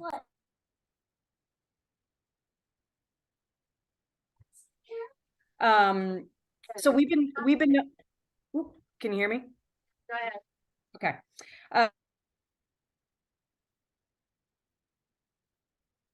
So we were notified by WET. You froze for a second, but you're back now. That as they're now designing the grading and stormwater management for the access road and for the utilities, that there isn't a viable path to us not having to take out alteration of terrain permit with DES. We're going to alter too much land with that road and the utilities that we will be required to take out an AOT. So this was outside of the scope of the contract we originally signed with Weston Sampson. And so the additional amount of work that requires to gather all the information and testing and whatnot for the AOT permit is $34,600. We obviously know that we are in a time crunch for this because we want to stay on track as far as our timeline goes and have this tank be installed by 2025. So I have given Sam Kenny the verbal okay to put that contract together and to engage in the subcontractors because they were hoping to be on site this week or next week to start doing that work. So I just wanted to give the board a heads up that we are going to have to go down this AOT path. And it is going to be additional cost for us. But I think it's obviously necessary to keep this project moving and especially to keep this project moving in the time frame that we hope to have it done in. Is that 34,600 include the $4,500 permit fee? Or is Yes. that so it includes it? Okay, thanks. Yes. Is there any way, Karina, that some of these costs could be passed on to South Peak LLC? Potentially, but that would require us to, I mean, South Peak LLC has given us a bottom line lump sum figure, right? That they're willing to put towards the project. So yes, could part of this be part of that? Potentially, but South Peak LLC is essentially taking their contractor off their job to do this. So, in all fairness to them, they are slowing down their progress on their single family lots and on their other kind of major developments going on to get this work done. So that is why I offered that the town would at least sign on to the contract and we could figure out things after the fact to keep that ball rolling. Yeah, and to be honest, I'd be a little hesitant to put anything on them that was not preventable if they had built their own tank, smaller tank at lower elevation. They built their tank on their land. They probably wouldn't need an AOT permit because it's lower, smaller, more direct. They wouldn't be putting this long winding road up to a higher elevation and triggering AOT. You know, it's. The agreement really was that they would pay what it would cost to build their tank in their place, and this is something that really the new location triggered. You know, if there were other costs that they would have incurred building their tank, I don't mind discussing those, but. Karina, if they're gonna start that this week and get underway this month, are these bills that we can incur and put in the 2023 budget? Good question. I didn't even think about that, to be honest, but I could definitely talk to Sam Kenny about working that out with Calder for us to try to be invoiced within the next month here. We're going to close our books, you know, halfway through January, but it is work that's going to be done in 2023. So we could probably expedite getting an invoice out and hopefully encumber some of that or incur some of that in 2023. And if Sam Kenny does any work on this between now and the 31st, Right. maybe he could invoice us for that portion. Yeah, he already knows that. I already kind of explained Okay. that to him, that we, you know, any work that's done until the 31st of this year, we would like to be invoiced for it, even if it's not a full month or a part, you know, Right. just so we can get it on the books. Yeah.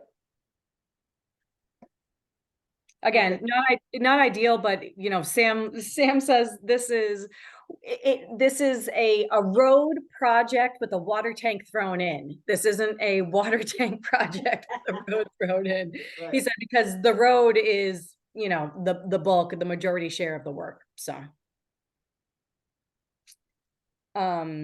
yeah, so that's where we are with that. Okay, that's, you know, Is what it is. it's not a surprise. Right. When we looked at the various paths, and again, we have to build a pipeline in as straight a line as possible. And we have to build a road as gradual as possible. That's just a lot of tearing up of land and, you know, we had that concept introduced at that Forest Service meeting we were at down with them. We just didn't have the percentages and exact numbers, but yeah, it's not a surprise. Yeah, I wasn't terribly surprised by it either. It's just unfortunate that it wasn't included in their original contract for engineering as like a contingency. It's just essentially an amendment to their original contract.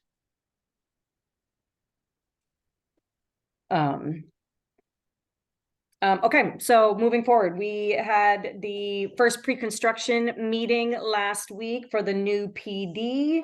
If you've driven by, you've noticed that there's subcontractors on site. The PVC fittings that were originally there for the Nelson project have been moved to the Public Works garage with the advice of our town council. We took pictures and whatnot. So but they are on site. The next step for us is twofold. One is to start orchestrating all the utilities to the property. I reached out to Bill Johnstone at NHEC. He's given me all the paperwork we need. And so that has been forwarded off to the contractors already. So hopefully electricity will be up and running there soon. They're going to start obviously with the temp service.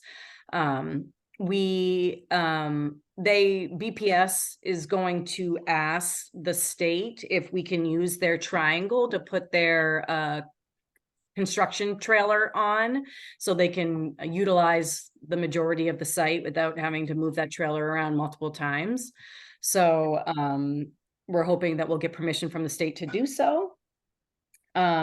Next kind of utilities in line will be propane, and then obviously telephone and internet.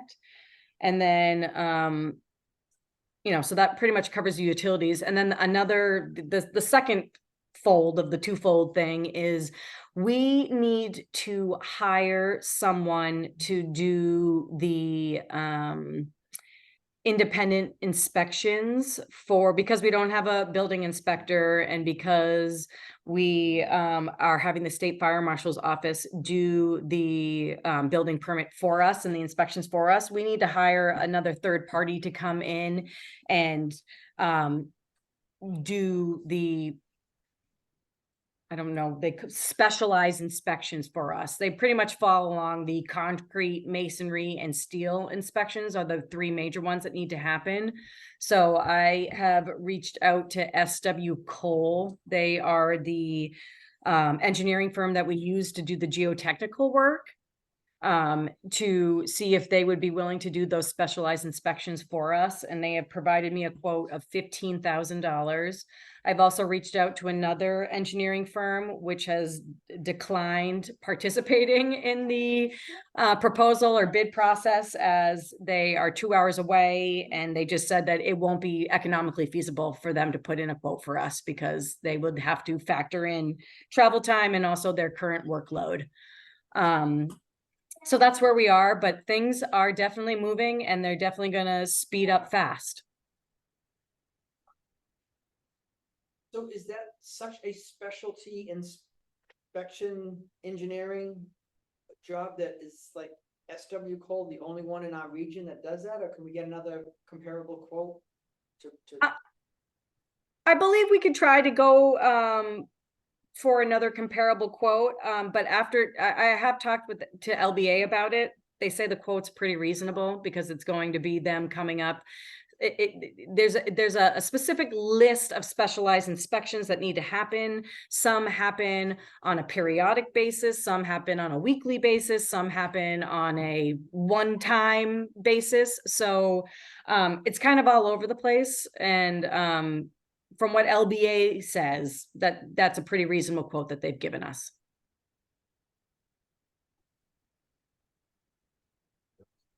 Also, we also have to have this contractor in line for January for when they start pouring the foundation. Okay. So time restraint is also. Good process. Well, and SW Cole's also familiar with the project already. They've done the geotechnical work. They've done some of the site work. So they are aware of what we're doing. They've already seen the construction plans. They're CC'd on all the emails. They are kind of already involved in the process, but we definitely wanted to get another company as well that LBA recommended. But like I said, that company has declined working for us. So I can continue to go down this line, but if we want to have someone in place with the holidays coming up, I think SW Cole is our best option. Okay. Sounds good. Absolutely, yeah. Speaking in similar terms, but of a different project, Ray Corber, we had this discussion with Ray Corber this week in our TRT team for the South Peak Fireside project. That's 41 units, and they have some major infrastructure going into the ground. They have multiple different stormwater retention things, stormwater things that we don't have the resources in-house to inspect and make sure that they're doing properly. So most likely we are going to have to hire a third party to help us with that as well, just because we don't have that sort of expertise in-house. And we also don't want to have either Horizons or our end, we want to kind of have a neutral third party ensuring that what is going in is what is appropriate and what is on the plans. So, Get passed on to the builder? well, that's something that Ray and I had discussed. I said, well, who pays for that? And he had said that it would be on the developer, but but we're going to have to get someone in place relatively soon, just because everyone's schedules are kind of crazy. And so, but Ray and I did discuss like on how we could not have to incur all those fees ourselves and how we put that back on the developer. And does he have some people in mind that Yes. to start Yeah. making phone calls? Okay. Yes. Yeah. But I just wanted to make you all aware that, we discussed it and, it made Ryan Fairbrother really nervous that a lot of that would fall on him. And it's just too large. It's too cumbersome for us to, single family homes are one thing, a small, duplex is another thing, but we're talking about 41 units and some major stormwater retention. We just want to make sure that whatever is put in the ground is appropriate and according to plans. Got it. And that's really all I have this week. just kidding. Okay, Also, in front of you, you have your 2023 trial ratio study for our equalization.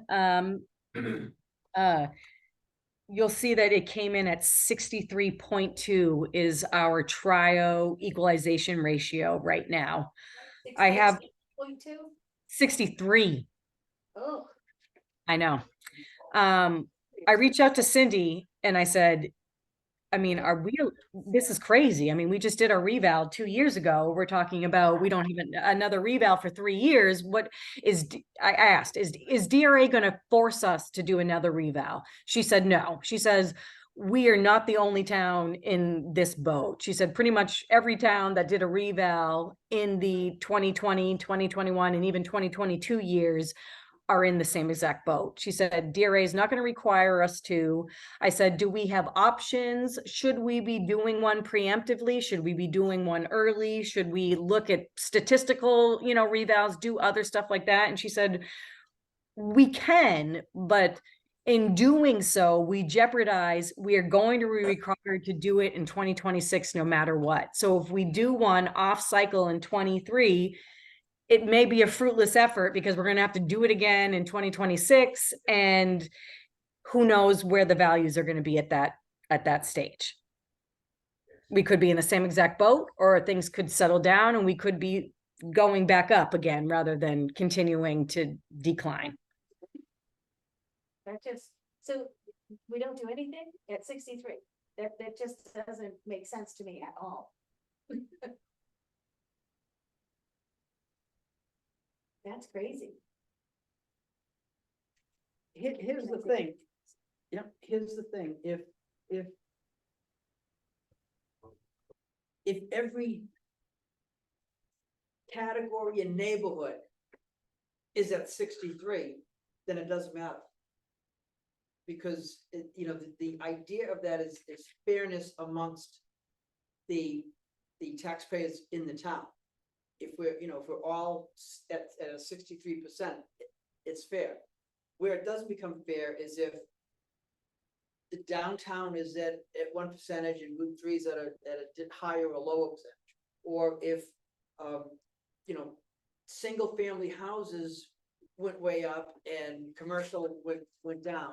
It's when there's a disparity amongst the taxpayers. I understand what you're saying. I haven't- 63 is so crazy. But it was 97% in 2021, right? So we were, we had a near perfect score in 2021. It's the real estate market since then. You can't control that. No, but I'm not sure if doing a whole new assessment now and then doing another one in 2 more years is gonna correct any of that.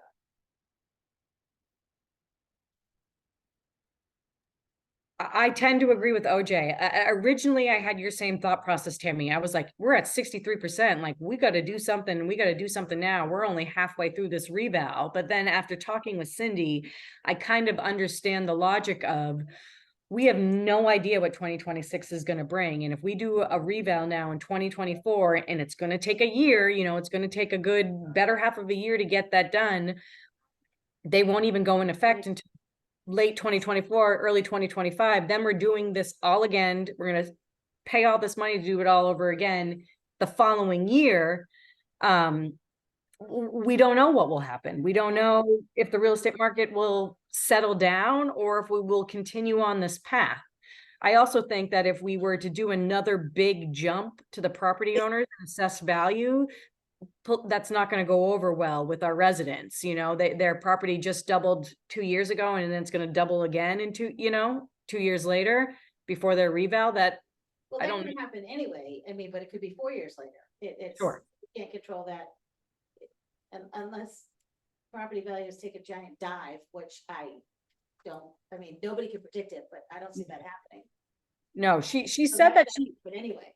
she said that she's seen some communities, she said, which probably won't, it's probably not relevant to the type of community we are, where a lot of our sales are from out of state second homeowner sales. But she said she's seeing a lot of real estates, a lot of communities encourage their realtors to open up the bidding process, or open up the negotiation process to residents only for the first 7 days, and then they open it up to out of state or out of town residents after the 17 days. But again, that's a realtor and a seller's perspective to do so, to try to create more residential property owners rather than second homeowners who can sometimes drive up the price on things. Yeah, I would agree with OJ. Let's wait till, retail is up, what, 26, is it? Every 5 years, we did it in Yeah. 21, 21, so 26. 2026. Because I think COVID obviously had an impact on real estate prices. Interest rates had an, decision as far as home sales went. So let's see what happens in the next couple of years. That's my personal opinion. That scares me. You have to sign it. Oh.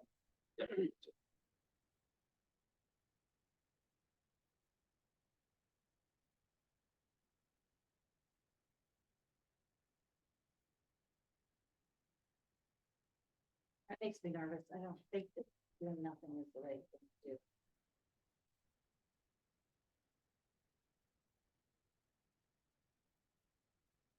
I can predict the future. Although if it's good, I probably would be sitting here right now. And again, if we did it, we'd still have to do it in 2026, and we'd be spending. Do you remember Yeah, but we what would this have to cost in 2021? It was over $100,000. There's gonna be something that can be done without doing a full reval to do something about that. It just, sitting and doing nothing, it just makes me nervous. It makes me nervous too, Tammy, but knowing that we're not unique in this. Every town is going through this. Every town that had a reval in the last 3 years is in the same boat as us. If we were some anomaly, I would say we should probably do a statistical or some sort of, maybe a slightly less work intensive entailed reval, but we're not alone. I feel like there are a lot of communities in our boat, and we're all just kind of waiting to see what happens. Absolutely hear what you're saying, and it still makes me nervous. I'm guessing that DRA wouldn't allow any change unless it was a full reval. In other words, if we went through and did a statistical analysis of, they do the whole town. If we did residential versus commercial versus mixed use, and what are the percentages there, and then we started changing people's tax rates from each other. Well, I mean, you can't do that, then Well, I'm saying, DRA is not gonna allow that. you'd have, that's what I'm saying, they won't, you'd have No, to but do you'd the full. average it, you have to average it out, and everybody would have to be the same. Which is what that is now, that That's- everybody is the same. That's that, then let's Right. just go with that. It doesn't. Yeah, when we only reason- have our reval in 26 and we get Right. back up close to 100, where we need to be, that's a huge, huge, especially if it continues in a downward pattern. Which is the trend right now. Right, the jump in value, though, doesn't affect anyone. It's the changes of your percentage. So in other words, like this last one, residential went way up. Okay, Route 3 commercial went down. I just know from taxes that I pay, Mhm. property up there went down. Property on Main Street went up, Exactly. okay? I have two to compare. Yes. And so that's where the unfairness is, and again, whether it only went up a little bit, but the changes of value went greatly towards, say, downtown or residential Mhm. versus commercial, that's where your differences are gonna be. And I I can just say, tell you, it's the resident, in my opinion, it's the residential that is making up most of that 63%. I price. believe that, definitely believe that. So, Okay, Anyway, I any don't, more good news?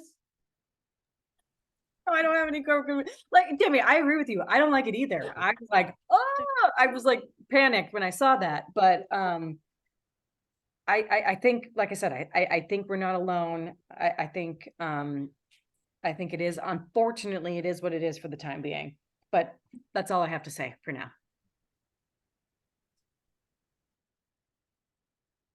all right. Did you have anything else, Karina? Is there anything else in that green folder? Looked.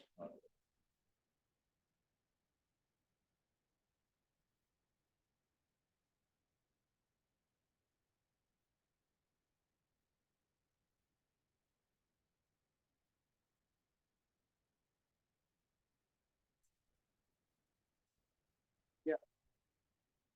Public hearing notices.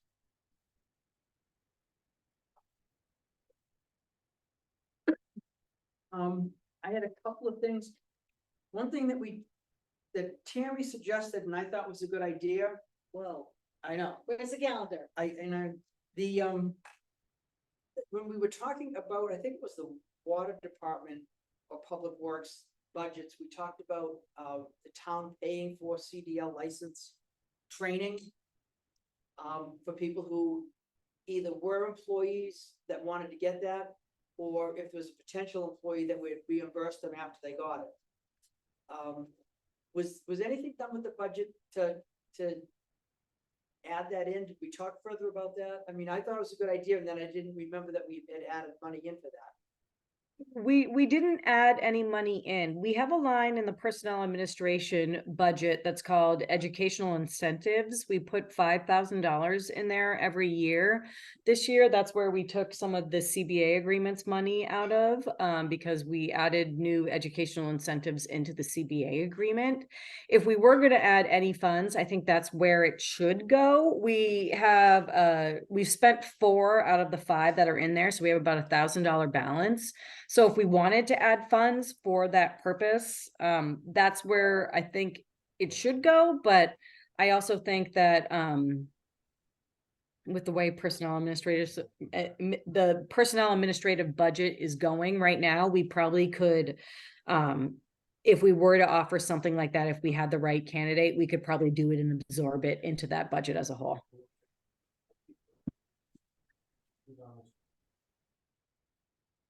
That's a thousand, I believe. Did you hear that question? No, I many- didn't hear it. How many pieces of equipment do we have that require CDL? It's mostly our bigger plow trucks that do. Yeah, 26,000 pounds of that. right. Okay. Yeah. So just the one truck? It's just your one big plow truck. Yeah, The- we have the 2 of rubber- them now, I think. The new one, Right. That's 550? no, okay, No. Nope. All right, okay. then you're right. Thank you. Thanks. And if you're gonna do something like that, depending on what they take their test in, if you take the test in an automatic, that's all they can drive. Right, If they take a test in standard, then they can drive a standard or an right. And then you have to factor in air brakes and all that stuff too. You have to have the air brake automatic. That's all endorsement. right. Anything over 26,000. Right, right. Rita, do we know what the cost of typical CDL course is? I think it's like 5,000 or 7,000. It's in between, it's much more expensive than it used to be. 5,800. They'll say 6,000, that's what. Yeah. the Yeah. place is. Yeah, 58, But yeah. that's the tractor trailer. correct. It says CDLA, you're right, Yeah. yeah, the 5,800, yeah. Okay, that was just a question, and you're right, that personnel administration budget has a lot of ifs in it, depending on who's employed. We're saying we're gonna fill a vacant position. I hope we can. We don't know that. So let's leave that alone. But I like that policy. Again, I don't wanna pay up front for someone to get their license and then leave us, or not even get hired. But, so long as that's managed, Yeah. we need people trained. If that employee needs to drive a commercial vehicle. Agreed. And like I said, I think that we can still be able to offer something like that and absorb Yeah. it, and we currently have budgeted. Also, just going back on that, we also talked about Nate's training line in that water department. And just an FYI, Tyler Jones passed his water 2 the other day. So he got water 1 and water 2 in this last year. He can't go for water 3 until he's been employed for 10 years in that position. So that's why Nate didn't increase the training lines, because he got 1 and 2 this year, and that's really all he can do for the next few years. But congratulations to Tyler Jones. He overspent this year, but that won't happen again. Yeah, but that's. Won't happen amazing. again, right? It's awesome. It is awesome. It is great. It's Good very job. cool. Yeah, so kudos to Tyler. Absolutely. Rita, how many employees currently have CDL license? All of our DPW does. Okay. Thank you. Yep. All right, just a couple other quick things. The letter to the real estate agents that I drafted, I'm gonna modify that based on this vote tonight of the 68-2 and talk about what this one is under contract at versus what an appraisal said. To give real estate agents an idea, and I'll get that letter. Just make that one quick change, and then I can put together a list of, local real estate agencies, not each individual agent. Like if we send one to Caldwell One to Banker, Belcast, as one opposed to to- each agent within that thing and Yeah. ask them to pass it around. So, all right, I will work on that. And then, I sent around a proposed Board of Selectmen report. Yep, I read that. If you have any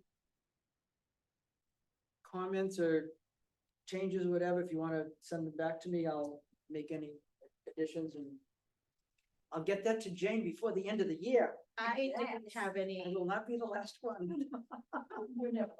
I didn't have any additions or revisions or anything. I thought it was I great, and I Okay. appreciate you doing it. If you could reply to Karina, not to OJ, because then it's an illegal meeting. And then Karina can forward it to OJ. Okay. Can we do that?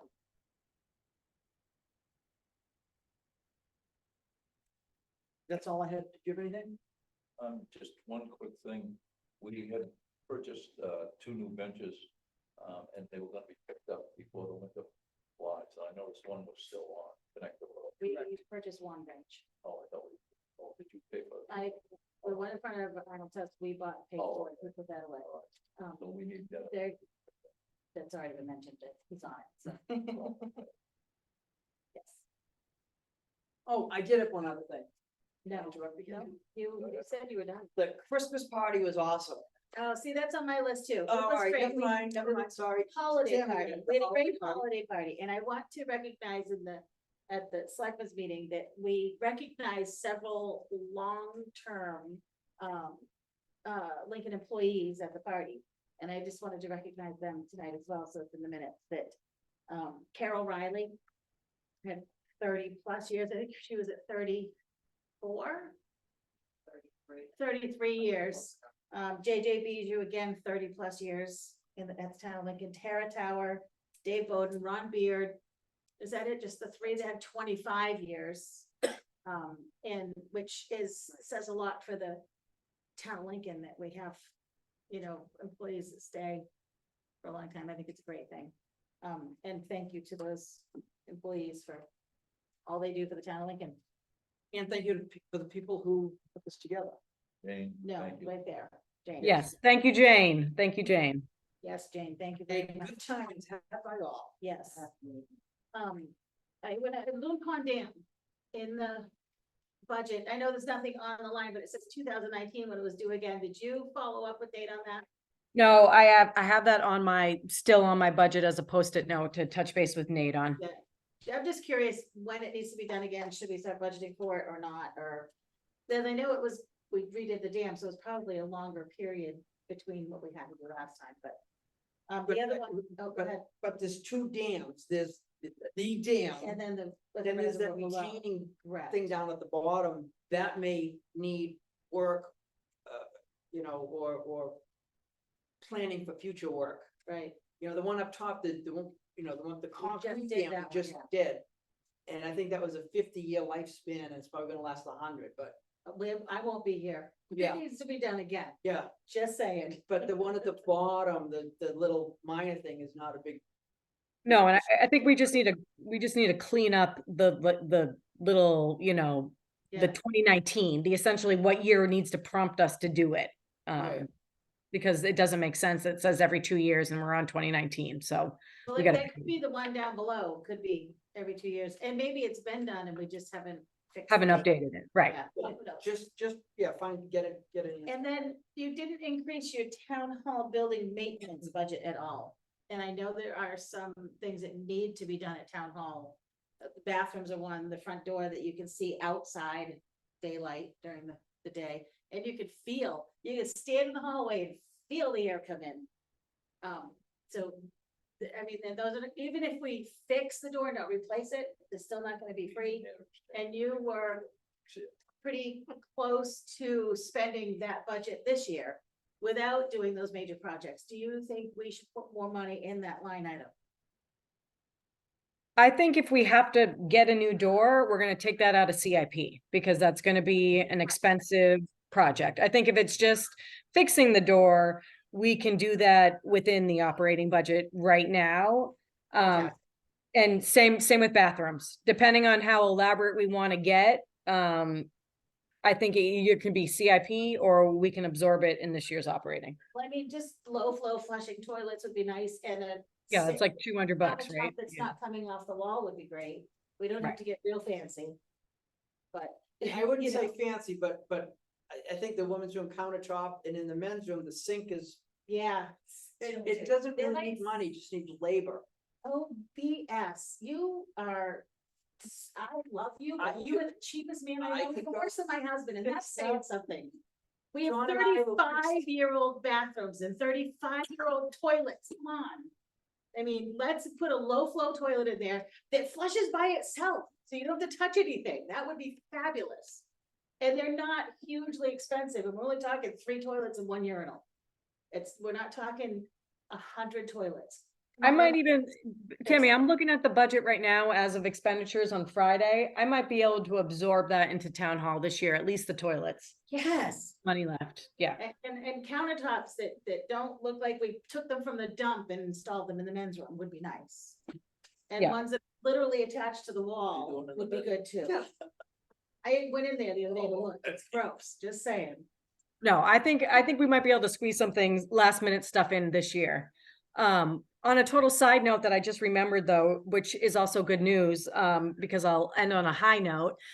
We put 2011 truck out, one of the DPW trucks that they were retiring. We put that out to public bid. The bids were opened on Friday, and the minimum bid we had was 15. That's what the advertisement said was 15. We got 28 for it. So it was sold Yeah. today. No, that was awesome. Yeah. Yep. So that's some good news to And And my the- husband didn't even know about it, which is even better. He didn't. What year was the truck? 11. 2011, but it came with the plow and a sander. It was the whole shebang. Did a local buy it? Yes, A gentleman out of Littleton. well, he was a local. So I guess he was from Thornton, I guess, originally, maybe, yeah.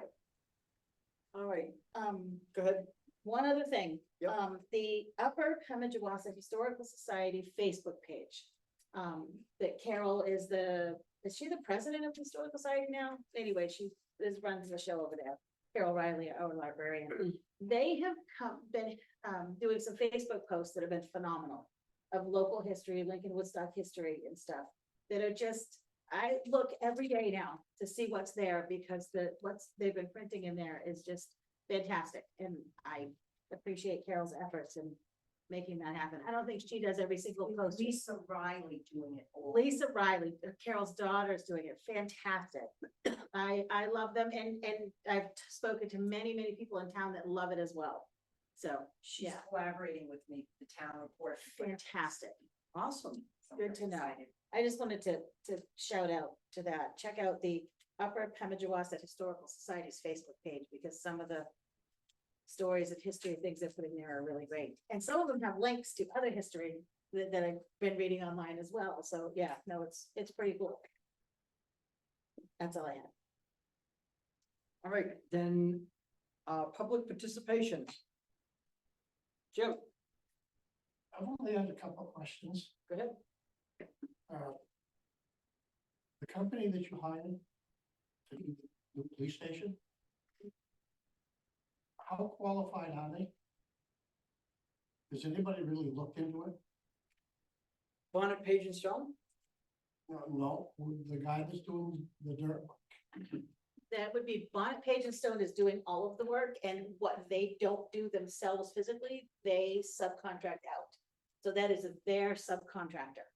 Yeah, our contract was with Bonnet, Page and Stone, who built the addition on the school. Yeah. I think they Yeah. built the other addition on the school. I think they did the So elementary was it school them? itself. Was it them totally hiring this contract? Correct. It was, yeah. we Yes. just- Yeah. And Any of the same thing- contractors are theirs. The same thing with the Hampton Inn. Yep. Again, they hired Bonnet, Page and Stone, and then they obviously hired some subcontractors. It's making me real nervous over there, because they've been a week just clearing the trees. They moved in 3 pieces of equipment. Every one of them was brand new, the tracks weren't even dirty. So if it was a company that really knew what they were doing, they'd had some old pieces of equipment there. That's making me real nervous. And the biggest backhoe they've got there right now, if we get a foot of frost, that machine's not gonna go through it. And I hate to have another West Street with stone. Well, Bonnet, Page and Stone has done some major projects, Yeah, they have. including Oh, yeah, 3 right on Main Street. so yeah, I So, mean, I've worked for Bonnet Page and stuff. okay, Yeah, that's I've who, done that's who the schools for contractor them. is. yeah, YMCA's and Concord and everything else. okay, so they do Yeah. big Yeah. projects. But, yeah, my question Well, is, that's the on them. people doing the dirt. What It's Bonnet, Page and Stone. Yeah. Contractors doing the dirt work. It's making me nervous. Well, Oh, Karina can, I wanna- Karina can bring that up at a pre-construction or construction meeting. I'm sure, Karina's listening with open ears, Like, and, no, it's important, I mean, another set of I've eyes. asked around, Pierce grading. What's on the truck? What is it? Pierce grading, Okay, and they've got a grader on the side of the truck. Nobody's ever heard of them. Few people have told me. One guy used to work at Bonnet Page and Stone. Another one used to work for Tennis and Concord. And the other guy was on the where. And all 3 of them got together and started the construction company. All 3 pieces, about 2 of the pieces over there are brand new case machines. And the other one's a brand new commode. So make it. so if one of them has worked for Bonnet, Page and Right. Stone, Bonnet, Page and Stone hires them as a subcontractor. It That's still seems on, to me like they know something about the quality of that guy. They're not gonna hire Right. him if they, and if they break a piece of equipment, that's not on us, Oh, that's no, on no, Bonnet Page I and mean, Stone, so They don't finish the job in time. then that's on Bonnet Page and Stone. It's on the subcontract. Exactly, that's on them, not us. Yeah. So Bonnet Page and Stone has to deliver a finished product within a certain amount of time. And with doing quality work, and they know this, so, and they've got a great reputation, so, Oh, yeah, Bonnet Page, Yeah. oh, yeah, they've been Yeah. around absolutely. for years, I mean, yeah. Right. I mean, they did this high school, they did Plymouth High School, Sure, they did, Londonderry High School I worked on. yeah, They did the YMCA in Concord I worked for. sure, I've done a lot of buildings for Bonnet Pages. good. we're putting our trust in them with that kind of reputation behind them. They're not gonna hire Right, Hopefully not, someone they know that can't do the job. Right. hopefully not. He had enough, Jim said he had a couple. Oh, oh, that was, That was- Okay. should we announce the 2 Yes, yeah, we public should, hearings? public hearings. January 2nd, which is our next selectmen's meeting, there is a public hearing for the selectmen to accept unanticipated acceptance of funds of more than $10,000. It's a one-time bridge payment in accordance with House Bill 2. We have to have the public hearing on that. Also, on January 2nd is revised dog registration fees. Increasing them by like $1. Although the senior price will remain the same for seniors registering their dogs, not senior dogs. But those two public hearings are both on January 2nd. Now it's in the minutes for anybody that reads them. And thank you for doing that. I did have one other thing, and it's just to follow up. I sent out the Board of Selectmen has a proposed warrant article regarding short-term rentals that's gonna be on the town meeting warrant. And there are public hearings coming up for that. I don't know if we have the dates yet for those. But, The first one is January 10th. okay. We got some feedback from someone who pointed out a couple of things that caused me to rethink the wording of this and propose a couple of changes. Corinna, did I copy you in that email? I saw the, And you saw, I know I sent it to. Yeah. Yes, why I've is seen it. The 10th? Why is it the public hearing on a Wednesday? Because it's a planning board meeting. Oh, the planning board, even though the selectmen are putting this on, it has to be on a planning board. We proposed it. It's a proposed amendment to the zoning ordinance, which Gotcha. is, Okay. Yeah. Right. Okay. Anyway, I'm assuming that prior to that public hearing, we can present a revised proposal to the planning board. yes, technically, so we're still awaiting legal confirmation on procedural things, but technically, yes, the deadline for petition warrant articles for the zoning and all that stuff was this past week. How the RSA reads is that the selectmen will give their proposals or the petitions to the planning board in a timely fashion, quote unquote. So I think you would most likely want to get that to the planning board, you know, as soon as we can, but if we understand that there's some tweaks that need to be made. And obviously things can be tweaked after the public hearing, but if there's any substantial changes that are made to any of the warrant articles, then a second public hearing would be required. All right, perhaps I should introduce my two potential changes at this public meeting. So they can get incorporated into the minutes and then make that change to present at the planning board meeting. Would that make sense? I think, yeah, I think it would. All right. I guess I'll do that in the form of a motion. I'll second. Well, I want to read what they are. I'll make the motion that we make these I two. know what they are. So These two changes to the short-term rental ordinance that we're proposing to the planning board or to the town. Section 5.3. I want to add at the end of what it already says, which is about parking, that any unit that requires more than 2 spaces can request using shared overflow parking areas within a homeowners association or an off-site, off-street parking. No street parking will be allowed as approved parking for guests or tenants.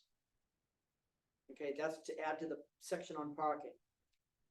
Then on section 5.8, which is the paragraph on grandfathered short-term rentals, I'm proposing we add, additionally, any residential unit that is part of a homeowners association that is registered with the state of New Hampshire, and there is one or more units in that HOA that are currently registered with the town of Lincoln as a short-term rental unit, then all of the units of that homeowners association will be grandfathered to allow short-term rentals.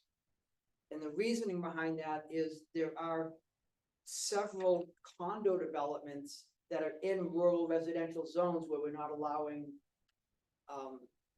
short-term rentals. But what this really says is, let's take, for example, Forest Ridge. That if there's a unit in Forest Ridge that today is not a short-term rental, but it, you know, they want a short-term rental it out, they can still do that, knowing that there's dozens of short-term rentals in Forest Ridge already. So it's really not changing the neighborhood as opposed to, you know, West Street, School Street, Maple Street, etc. So those are the two changes that we're adding. So in other words, the condos, because there's a lot of condos that have units Mhm. that are in the short-term rental Mhm. program right now. Why are we dictating to homeowners associations or condo associations what they can or they can't do with their They're not. property? I mean, Absolutely not. because in some cases, some of the homeowners associations or condo associations refuse to let any short-term rental, or a rental not longer, not less than 30 days. Correct. So consequently, should we leave that up to them? We do. Okay, so this doesn't impact that? It wouldn't, because right now, if the homeowners association doesn't allow them, then none of them should be registered, Right, okay? Which means that if there's no short-term rentals in that association as of March 14th, when we vote this in, then none can ever be there, because they're not grandfathered. But if you take an association like Forest Ridge that does allow it, and let's say these 20 units are in the short-term rental pool, and I buy a unit and I want to put it in there, I don't agree with that. there's no reason. I don't agree with that. And I don't, the goal of this was to create or help create or bring back more local housing. So you're saying Forest Ridge, Village of Loon, Let me get Lincoln her. Station, Riverfront, all of those can be local housing. If there's one unit in the village that is a short-term rental, that means that forever, all of them can be, if they decide to. However, there's one short-term rental on Pleasant Street, but all of them can. I don't agree with that. I think if you are a short-term rental when this goes through, then that's who's, and if your neighbor isn't, then they can't be, whether it's your neighbor in a condo or your neighbor in a house. All right, then this is a good discussion to have. The way it's written now, any unit that's currently not a short-term rental in the Village of Loon, Clearbrook, Coolidge Falls, Forest Ridge, or Lincoln Station would not be allowed to use it for short-term rental. The same with West Street, Church Street, Center Street, Pleasant, frankly, I can keep going. The same thing. I own my condo next door to your condo. You have a short-term rental. I don't. In 10 years, I decide, well, I'm gonna rent it. I'm gonna do short-term rental. No, that was not the purpose of this ordinance. The purpose of this ordinance was to get local housing back on the market. Because we are desperate for local housing. If in 10 years, we have an abundance of local housing and no short-term rentals, then we revisit this. However, that's not what the goal isn't to allow condos to be short-term rentals. The goal is to get local housing, and a condo can be local. I know several people that live locally in condos. It doesn't, to me, it's no different than the house. I have a neighbor on Pleasant Street that has short-term rental. And if we're gonna allow the neighbor in this condo to be a short-term rental and everybody can, then everybody on Pleasant Street should be able to, because there is one. And School Street, because there is one. See, I still feel that it's, should be local rule. Let the homeowners decide what they want. They live it 24/7. They pay their property taxes. They bought it maybe in some cases as an investment. I agree with you, Timmy. The biggest proponent for affordable workforce type housing, local housing. But by the same token, I still feel that the homeowners should decide what they want in their community. I mean, that's just my feeling. That's great, but we're not gonna have much of a community if we don't bring back some local housing somehow. And this is gonna be a drop in the bucket. This isn't gonna fix it, but it's sure gonna a step in the right direction. I think the discussion of these five developments, I think the pushback is gonna be severe. I mean, if I owned a unit in one of those places, I would be concerned about not being able to even switch back and forth between long and short term, or seasonal and short term. I think there's gonna be pushback everywhere. I Because don't know, I think the main residents of this town, not taxpayers, but the main residents of this town are gonna see this as a tool to get back the residential neighborhoods into being residential as opposed to basically a big, huge hotel town, where every building is a hotel.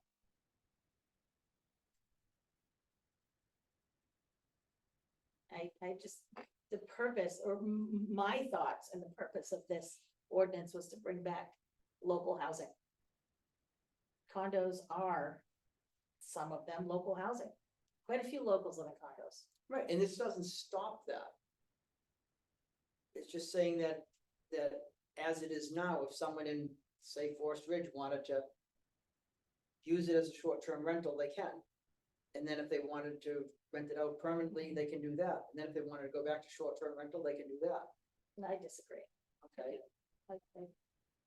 I disagree with doing that. I agree with the whole parking part. Okay, That made sense to me. Totally made sense.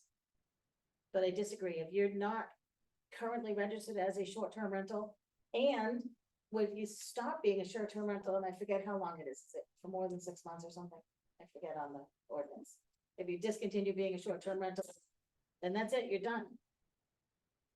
it's 190 days, which allows someone to rent it out for a season. Right. Let's say they Yeah, that's right. rent it out Yeah, for the yeah, winter yeah. Now that season you say that, to a seasonal rental and then just short-term it during the summer.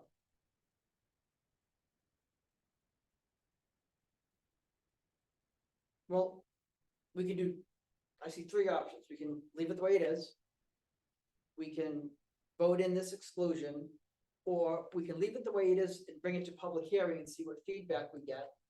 I think change the parking part of it, because that makes. Do we all perfect agree sense. on that?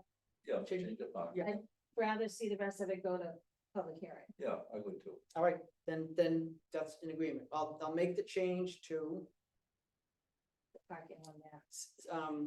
section 5.3 parking, and I won't change 5.8, the grandfather clause. Thank you. All right, and then I'll present that, forward that onto the planning board. Perfect. With that one parking revision. Is that a motion? Because I'll second it. Yes, I'll make that as a motion. Second. All those in favor? Aye. Thank you.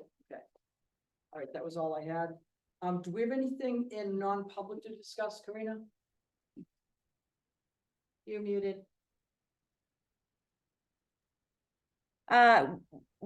I think you had a personnel question, so I'm here to answer it. I can give you a brief update on a couple things if you'd like. Yes.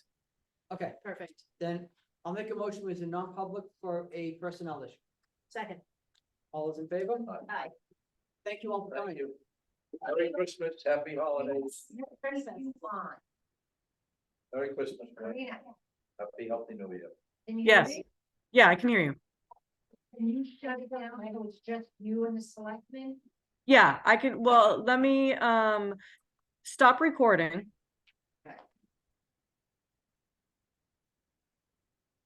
Now.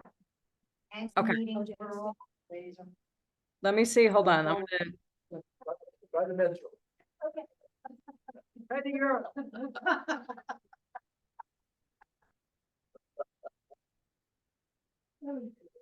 God. I'm gonna reclaim host duties. I'm now the host. Yeah. So should I hit end meeting for all? No, just leave it on. Now I can hit that. I couldn't hit that before. I could only leave. Now I can end it for everybody. But we're still recording, so let's stop recording. So